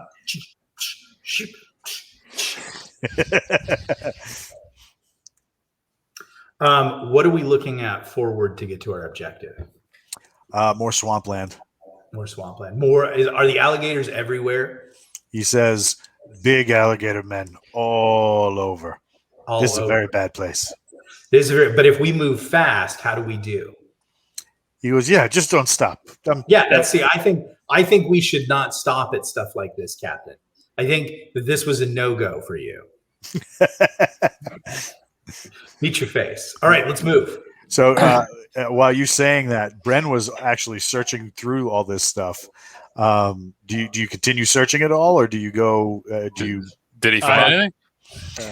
Mostly journaling stuff, map making stuff, all sorts of like excavation equipment. Any of the journaling stuff, anything that might be a valuable intelligence to tell us who these people may have been, or it's all clear diary. I think I've made friends with the crocodile people. Oh my gosh, they're coming face off. And they eat Bren. Yeah, I'm not going to linger too long. Not with all these. Yeah, I don't think we should linger. I think we should run. Remember when Indiana Jones runs from the Amazonian jungle? We should run like the guys. Look for stuff. We should run like the guys in the scene in the Jurassic Park Lost World, the tall grass from the raptor. Yeah. Yeah, you just run. You don't stay. He said, the Birdman says, I go back to boat. Could you stay aloft for a little while and cover us to the thing? Do some reconnaissance. Yeah. Yes, I reconnaissance, and then I'll watch you, and if you go another direction, we'll steer that way. So he's he goes up over the tree cover and starts like circling. Yeah. And you guys start taking off? Yes, but I'll watch him. All right. So as I run with my loaded Desert Eagle. Not unsafe. Not unsafe. Because I'm Air Force. You know where my trigger discipline is. You know. I'm doing this. Running. Yeah. Finger in the trigger well. Yeah. Trigger guard. Yeah. Yeah. All right. So you guys keep going. After a little while, you come to a clearing. And the clearing has kind of like an opening, almost like you have tributaries coming in from the ocean, mixing with river water, and then going back out. Let's see, where is it? So it's just a ton of like small little rivers and stuff like that leading into a sandy portion, and then you can see off in the distance what looks like the entrance of some sort of crypt or something like that. And because we're passing through these areas with all these lizard men, are we being followed by them? Are they like coming out of the water and like hissing and coming after us? Are we good? Or they're not coming after you. They're not really doing much of anything to you other than watching and then going back in. Crocodiles are so weird. They'll probably pay more attention on the way out. So, we'll show them by getting killed in there. So you have a spot that looks, like I said, it looks like some of the vegetation and swampland was just scoured away, and all that was left was like sand and like scattered trees. And then you come up into what looks like an entrance below the swamp. So do we think this is our objective? You don't know. Well, I'll go ahead and ask my green friends and see if they have any. Can they guide us to where we need to be going? So when are there 2 entrances? Are there 2 holes? This right here looks like somebody tried to excavate something. Uh-huh. And when they did, they put down a ladder so they could keep, bringing dirt up and blah, blah, blah. But all you got at the bottom are tons of picks, pikes, shovels, buckets. It looks like whatever was going on when they were doing this stopped. Because they got eaten. Okay. Well, I'm going to declare this our objective and say that we should go in. Aye, other captain. Okay. Do you want to take over now, other captain, and go first and show some leadership? I'm going to show proper leadership and delegate. Okay. Other captain. Richardson, you're on point. Well, I was going to say, and since we might find some undead in the dark and dismal dungeon. Crowley and Richardson, they get to go first. All right. Or okay, dokie. I think I've earned a big drink. So, are we going to the little excavation area or the big temple thing? We're going to do the big temple thing. Glug, glug, glug. All right. the 2-finger. I go right up to the stairs and go, "Hello, anyone in there?" As you do that, you hear, "I'm in here." Are you friendly? That depends. What are you? Did I hear what he's hearing? No. Okay. I'm very not friendly. Then if you're not friendly to me, I won't be friendly to you. Guys, they're not friendly in here. Try to get a description of who they are. Delve, probe, explore, and expand. Ask questions. Who, what, why, when, where. Don't make it about you. Make it about the enemy. That way, maybe you two one day can be a captain. One day I was a master sergeant. That one day was great. And I was promoted on my ability. It was put rank on Velcro. Mm-hmm. Yeah, but it didn't have that same satisfying tear as actually tearing somebody's collar off their shirt. Or when you made rank, especially E2, and they just went with a little. So, all right, so I asked, is anyone else down there with you? I have a few friends. A few? How many? A few. I have a few friends too. You should bring your friends down here. Okay. Hey, they want us to come down there. Who are they? What, when, why, and where? No, the undead people I'm speaking to. They want us to come down there. Undead people? That seems really interesting. Seems pretty chill. Ask them to tell me more about themselves. What kind of undead? Are they skeletons? How long have they been undead? Yes, how long have they been? Okay, fine. Okay. My captain, not captain, sort of captain, wants to know. Side captain. Wants to know if you guys are friendly. Well, you said you're not friendly, so why should we be? I have an alligator man head in my bag. Of course I'm not friendly. Then we can't be friendly to you. What? Oh my God. I don't understand that. Someone smacked the back of Crowley's head. Tell him about the souls. Tell him that we're here to steal the soul stones. Yeah.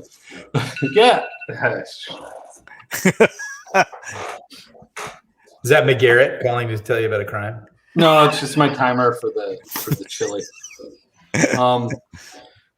Ooh, jealous. All right. My captain, not captain, says we're here to steal the soul stones, but I don't know what those are. He says that is fantastic. We hate those things. Oh, See? perfect. We have common ground with the undead in Diggs. I'm gonna give Slap Crowley and ask him to ask the undead if we can come in and negotiate a deal for this, for safe passage to the Soul Stones. This other captain wants to know if we can come in, if we can come in and negotiate for the soul stones. You can take them. We definitely don't want them, especially not here. Especially not with what they are. Uh-oh. I don't want to ask. I just want to take. Are they Well, Skittles of Doom? Why don't you tell them you're going to go down there and get them?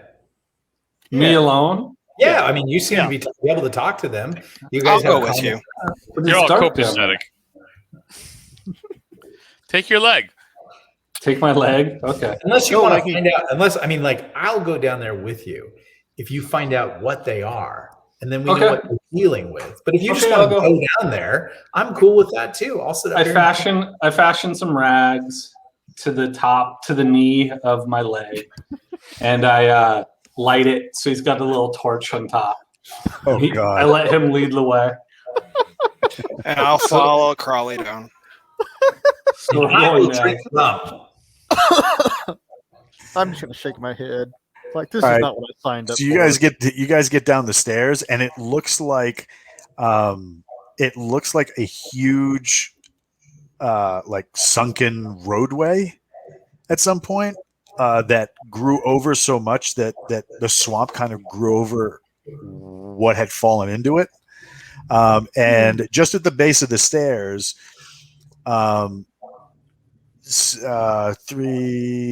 7 emaciated skeletal lizard men are kind of arrayed forward. It looks like pikes have been driven into the ground and are pressed up into the straps of their gear to hold them upright. As you walk down there, they step off the spears and snap to attention. Say, hey, buddy, is this your friends? And he says, "It's me. Can't you see me talking?" No, I knew that. I knew. Oh, of course. So Hi. this one moves forward, and he says, and he's not like his mouth isn't moving. Part of his jaw is missing, and like the rest, he's got like 2 broken pieces that should connect that are just hanging there. You can hear him speaking, but he's not really like doing the action of it. And he says, soul stones, this way. Hey, thanks. So it's easy. I yell down into the entrance. Are you guys dead yet? Yes. Completely and totally gone. Awesome. I'm going to ask Birdman to scout a new cove on the north end of this island, directly opposite of the south end, and then to go back to the boat and tell them to reposition there. He signals that he understands, and then he takes off back toward the boat. Sweet. Never go the way you came. So he's the what do you call it? The lead lizard man. He says, "I can lead you." All right. Take us to the soul stones. All right. So they start. What do you call it? They start. The rest of them stay in place. They don't go anywhere or do anything. This thing sounds like, as it moves, it sounds like old dusty leather, like straps, just like prying against each other. You can hear that. You just hear its skin creaking as its bones, barely carrying its weight, switch position, and he turns around and he starts leading you guys forward. I turn to Captain Powers and say, since our men are still alive, I think it is safe. Nah, they got this. Whiskey? So you guys continue to go down following the lizard man. Now, Who's going? Is it just Richardson and J-Mac, and you guys are up top? I'm good with right where I'm at. I can't speak for everybody. Yeah. I'm only the second captain. I've been offered super whiskey. I'm not going anywhere. I'll probably go follow those guys. All right, so you're going to follow as well. And as we're being led away, I'm just going to ask if his friends are just going to stick around. He says, yeah, they're going to watch the chamber for those who are unfriendly. Okay. I figured I'd check. Wilbur's gonna die.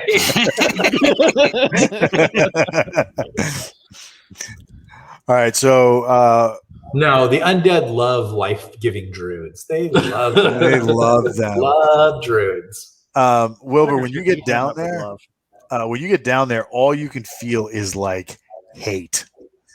Oof. Like it's a deep rooted, seated hate of life, there's like envy. You can just feel rage in everything around you.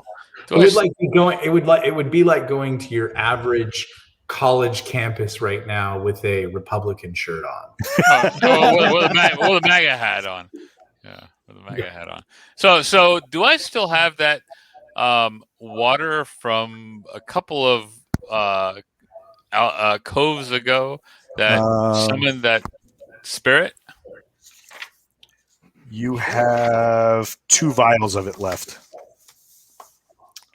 I'm thinking, is there foliage and whatnot around here? It's all dead. It's all dead foliage. Any water? Tons. I'm going to use one of those vials and dribble it into the water and see if I get any friends in response. And then we all die.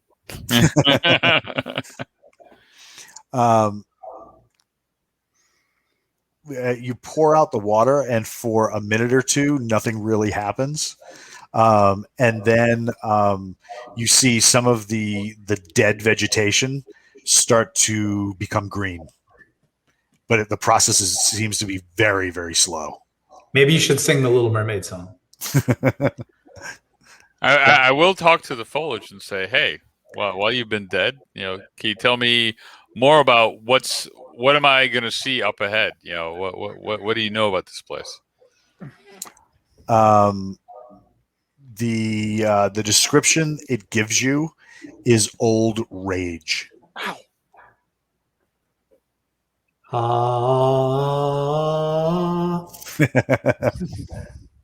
Flipping your fins, you don't get too far. All right, so Richardson and J-Mac both have some protection against undead. I'm going to start backing my way out of there again. This is probably beyond. I'm going to be too stifled here. I'm getting the EBGBs, so I'm retreating.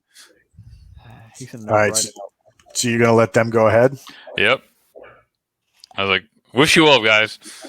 We believe in you. Yeah, I'm. The comms are open, so yeah. Thanks. I believe in me too. All right. So as you guys trek deeper, as they're like sending comms to you, nothing's getting through. All you guys keep hearing is like squelch breaks. So you're getting like like somebody's trying to talk to you, but you're not getting anything in response. Oh yeah, I'm just turning my radio off.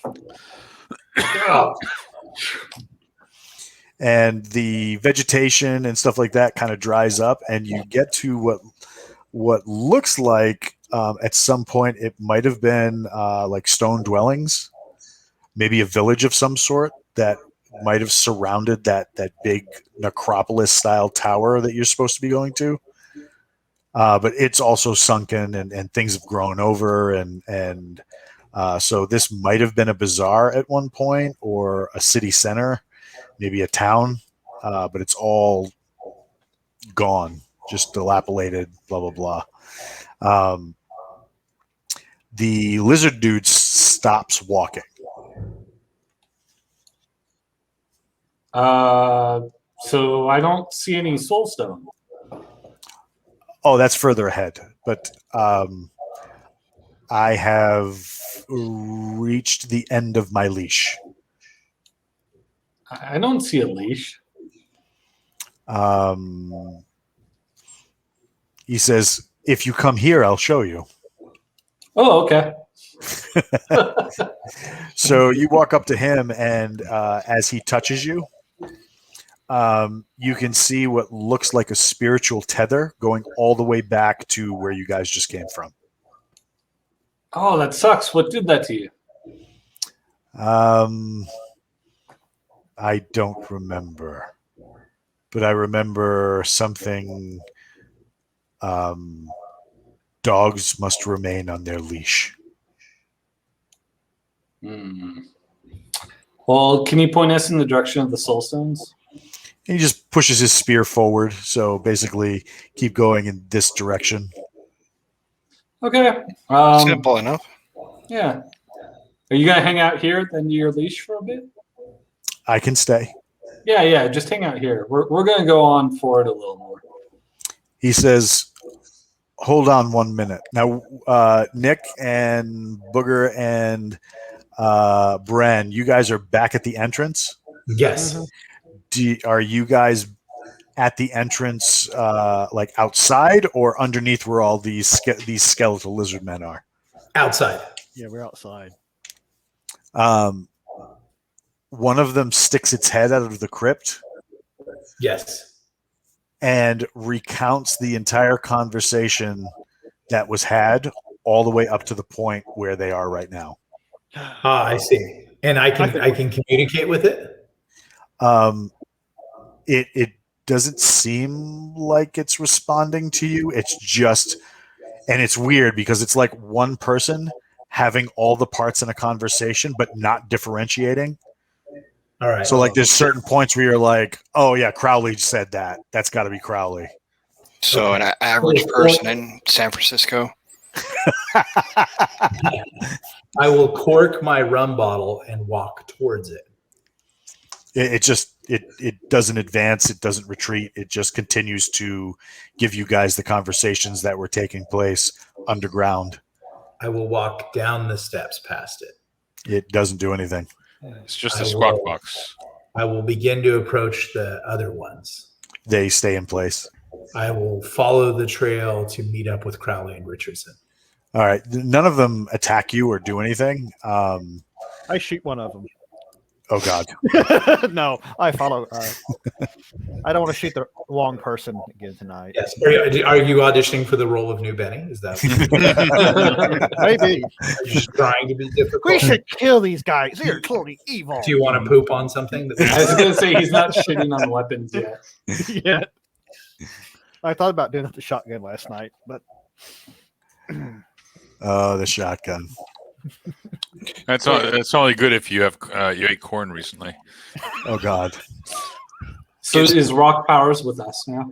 We used to poop on weapons in Gary's game all the time. It's the only way they learn. I'm like, No, they didn't. No way. You're all a bunch of college-age hippies. It's 1974.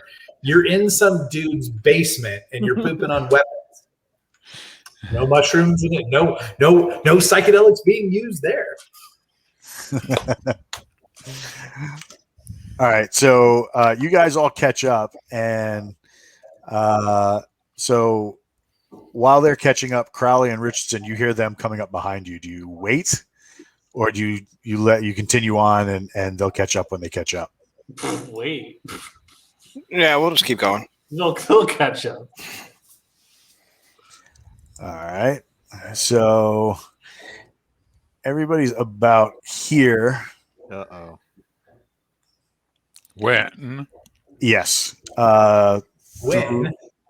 This guy, his mouth falls open again, and much like the squawk box, he, you hear, "No one invited you." Here we go. I go, oh, those are my friends. And it's a different voice. It's not the voice you were hearing, but this one you can hear out loud. Oh, okay. So says- everyone hears this. Everyone hears this. Ah, I see. No, we weren't invited. We were sent. Allow myself to introduce myself. I'm Rock Powers. Perhaps you've heard of me.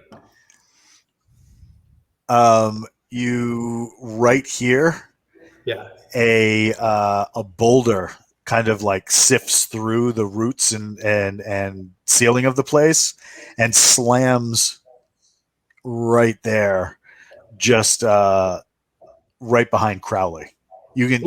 They're probably 40, 50 feet ahead of you. You can see that happen and just narrowly miss Crowley. Almost, boulder must weigh a couple of tons. Was it Watch out, tossed? Crowley! No, it just dropped from the ceiling. Oh, okay. That seems dangerous. Wow, I'm lucky. What a coincidence. I guess we keep an eye up on the ceiling. All right. Do you continue? I'm going to go stand on that boulder. I'm following my little Strike a Captain Morgan pose. Look for piercers. All right. I'm gonna try to communicate one more time. Like, I don't know who you are, but we're here to take your soul stones. He says, "Why would we let you do that?" Oh, we didn't think you'd let us. I just said I was going to take them. This guy told me that he wanted me to take them. The half face back there. Oh, I'm sure he did. Yeah, I'm he said it was sure some that- kind of. So well, let's talk. Who are you? What do you want? What can I offer you? How can we get to know each other? You were not invited. Go away. All right. Do you care to introduce yourself? You don't hear anything. The thing's mouth is just open, Right. but it's not doing anything. I put a bullet in its skull. And I stand there with my 19 like, Oh, with the Desert Eagle? Yeah. like, Captain, you beat me to it. There is a pretty big boom that echoes through this place. Hell's yeah. And his head evaporates. And we're all dead. So, So as you I can already see by know. my superior technology, I'm not just some chungo. The somewhere off to your left from the shadows, you start seeing flames. Uh-oh. Flames. I like flames. Crowley, get a man on that. Are the flames just my legs torch? Uh-oh. Nope. Yeah, I didn't think Looks it'd like be- they're connected to somebody. Oh, I see a guy in the corner. I'm going to start readying my spear gun. There's always a guy in some corner. So it's right there, and I'm on top of the rock. Yep. And there's flames. Are they flaming hands? They are, like flaming hands. You see a guy in long red robes wearing a turban. Mm-hmm. Eyes are glowing, and his hands are on fire. Only I think we we're had gonna have more to fight this guy. pigs. What's that? I think we're gonna have to fight this guy. Yeah, I think so too. I take a shot directly at his head. Roll for initiative. Or if you're Jewish, roll for initiative. I got an 18. Oh, Ooh. I got a 9. He makes like weird symbols with his hands and starts like interlocking his fingers, and a jet of flame comes out toward Rock Powers because directly in line of sight. So the burst of flame passes right by Rock, who ducks behind the rock, and then it engulfs what's left of the standing lizard man, turning it into a giant pyre. All right, Mr. Sorry about Powers. that, buddy. I am going to save my initiative and observe what happens from behind the rock, and try to figure out. It's a guy in red robes. Is he tall? Big-ish, Big-ish. So not man like size. not Yeah. giant class. Correct. he's humanoid. Is he elfin, human? He's got like a mask up over his face. Oh, okay.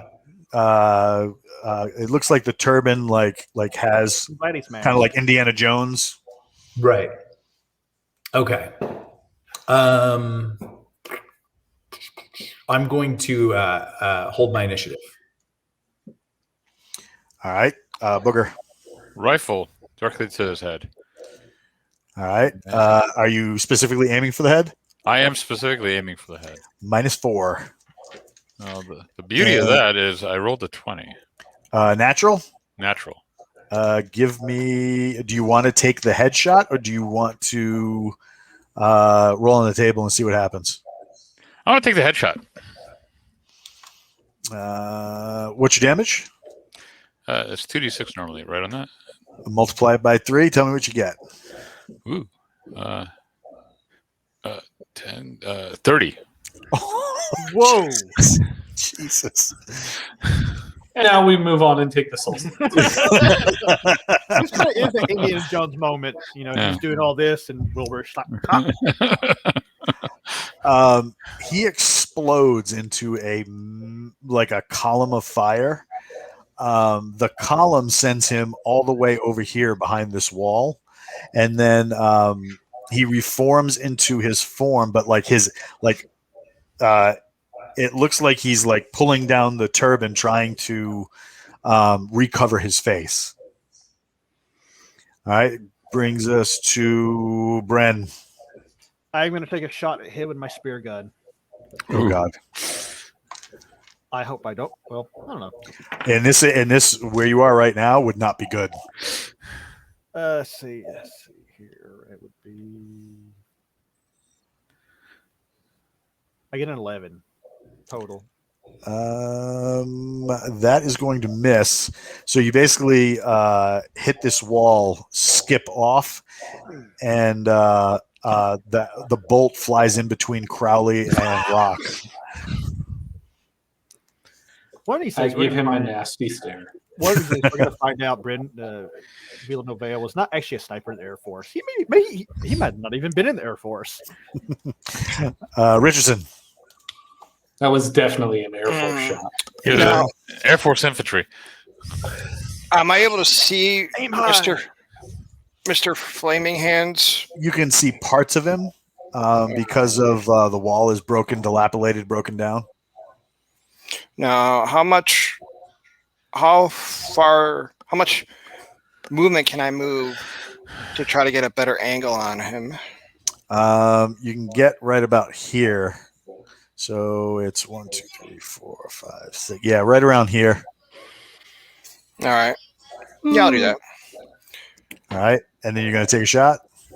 Yeah, I'll throw a burst his way. Throwing a burst or a single shot? A burst. Right, if you're going to play, you might as well play right. Go ahead. Tell me what you get. 4, 9, 10. He ducks down behind some of the rubble, which you turn into Adobe style mist from the burst hitting it, and that brings to Crowley. I'm still heading toward the soul stones. I don't know what you guys are doing.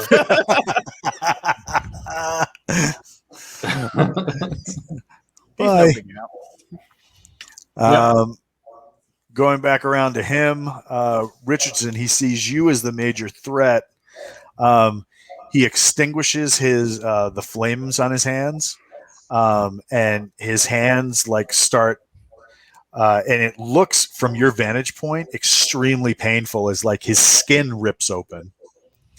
It starts like dumping vines and wrapping vines in and around his hand, and then vines start trying to attack your legs as though they're trying to keep you in place.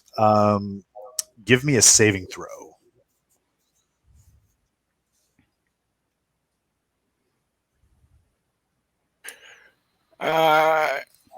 Rolled a 14. And what's your save? It should be 10 or 11, right? Yeah, it's 10. All right, so you're gonna take half down. So they start like wrapping in and around your legs, tearing, shearing from like thorns, sharp sticks, broken parts of it, and you only take 3 points of damage as it like lacerates up your uniform and parts of your leg, but you manage to not get tied down by this stuff. That goes to Rock Powers. I'm gonna activate my ring of displacement and blink to right in that corner of the wall right here. Which right next to him. Gotcha. Zoom, like yeah, perfect, right there. And I'm gonna open fire with the hand cannon.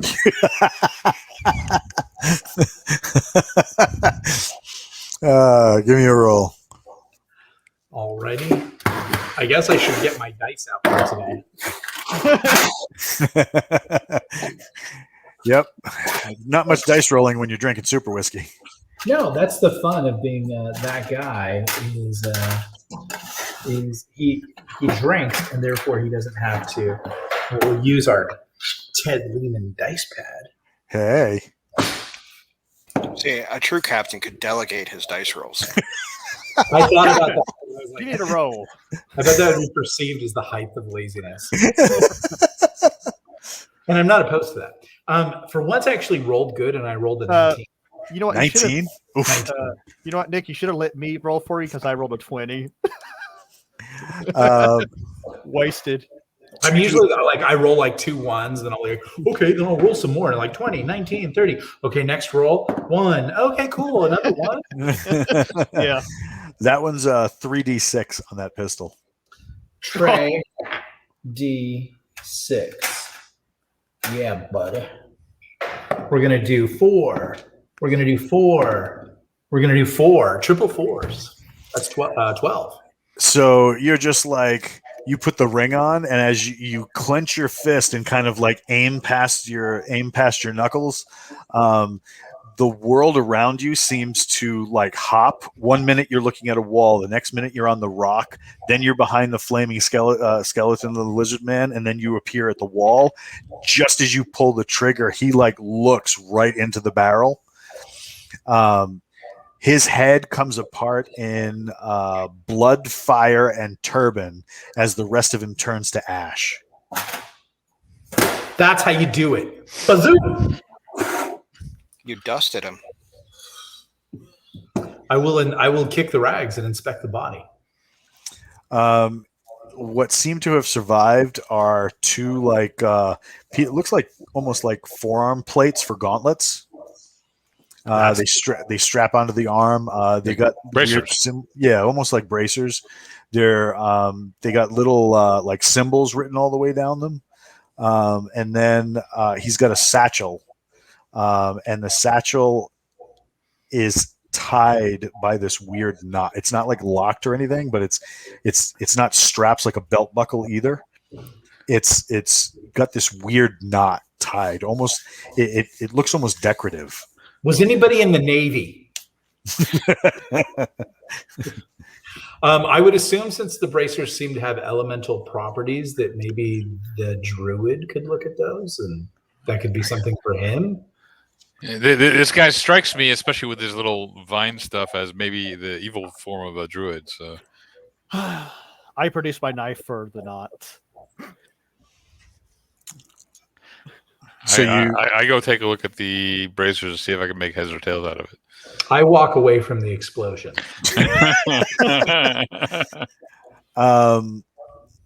As you go to touch them, they seem to fall off of his arm, or like the what do you call it? As you go to touch them, they just kind of fall through the skeleton as the skeleton just succumbs and becomes completely ash. Okay. You pick them up? Yep. All right, you pick them up.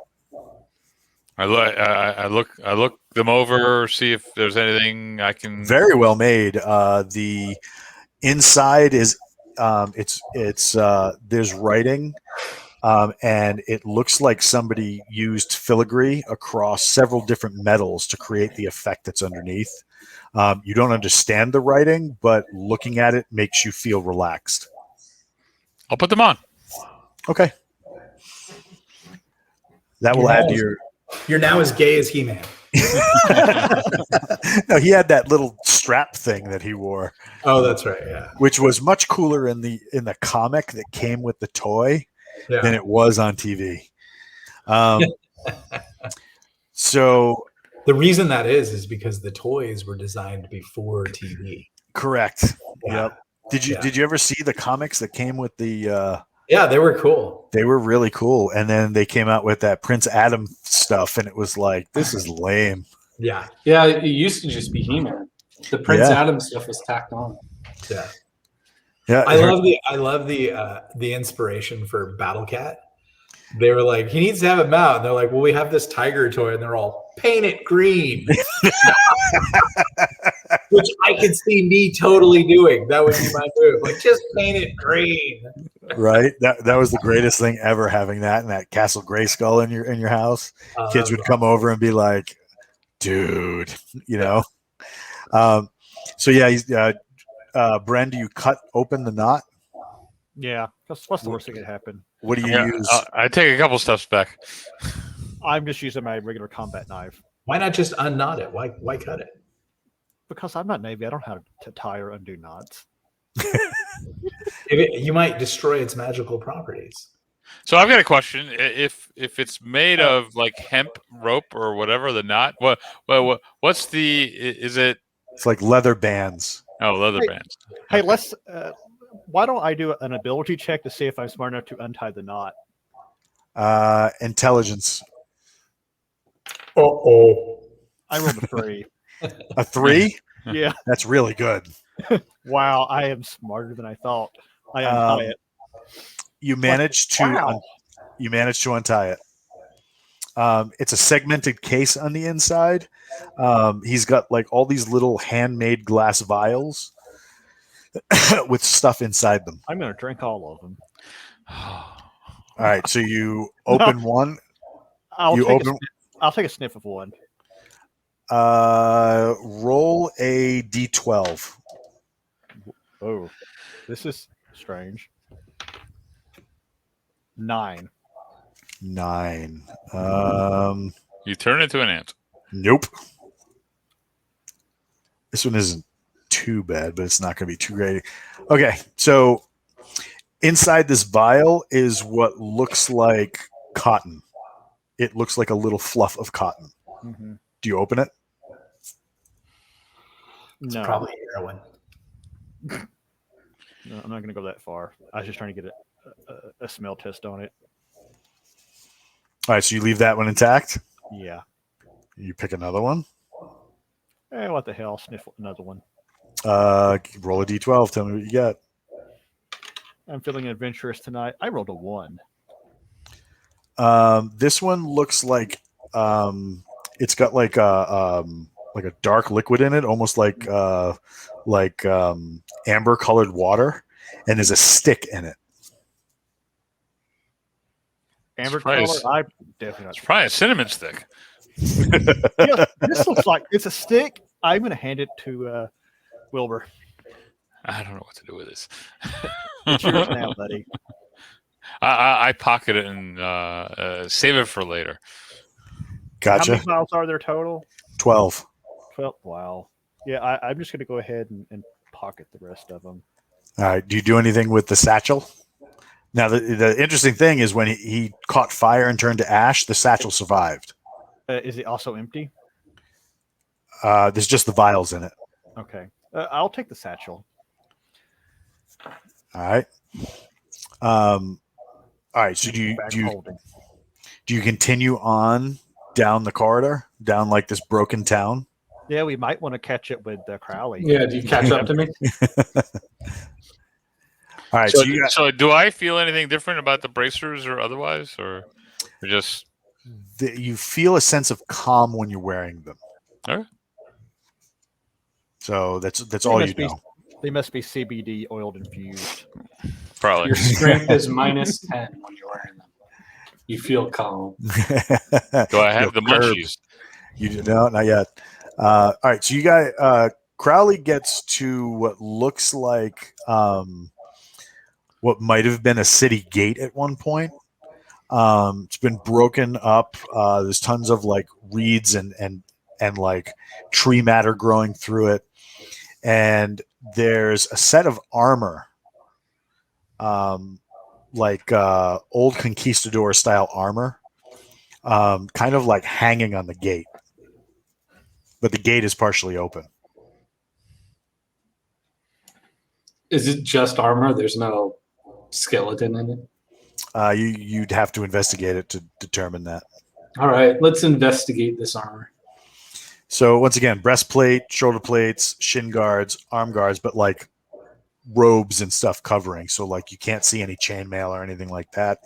The helmet is a visored helmet, and then it has like chainmail in almost like a hood toward the front. There is something in it, but you can't really tell what it is. Probably a person's skull, skeleton. And I can't talk to it. You haven't tried. Try to animate. Yeah, that's just embarrassing. I'm not gonna do that. Hey, why don't you try to animate it? I'm not so good on the animating full corpses yet. Well, you know, the more you practice, the better you'll get. I think I won't have that spell until like another level or two. All right, so Cut them into pieces and animate each of the pieces. I can do that. And then you can tell them to work together. So yeah, you're at this gate, and it looks like it leads to an avenue that gradually slopes up. Onward. All right, let's go. All right. After about 10 minutes of walking, you like wiggle in through like some broken stone halls and stuff like that, and exit outside. The swampland and trees and tree cover is out past the walls. You're in the center of this statuesque, almost like a castle. Multiple ramparts and battlements, huge towers that at one point looked like they held artillery pieces and all sorts of craziness, but now ruined and left to time. And ahead of you is the entrance to that castle. All right, how far behind is everyone? Are they all caught up now? They're catching up. Yeah, but Okay. because of how long it takes to like crawl through that space, they had enough time to catch up. All right. I'm going to start going into the castle. All right. Does everybody follow him for that? We do. All right. And that's where we'll pick up next time when sci-fi writers are playing old school D&D. We're going to be doing this every week at 8 p.m. Eastern time. So make sure you tell your friends, tell their friends, and have their friends tell their family's friends so that they can come out and see how to talk to corpses and set things on fire. And how and not of course, to captain the boat. well, you know, there was a lot of teamwork involved, and we learned how to walk artillery today. So that was cool. We want to thank everybody for the subscriptions and for checking us out. And we'll catch you next time when sci-fi writers are playing old school D&D.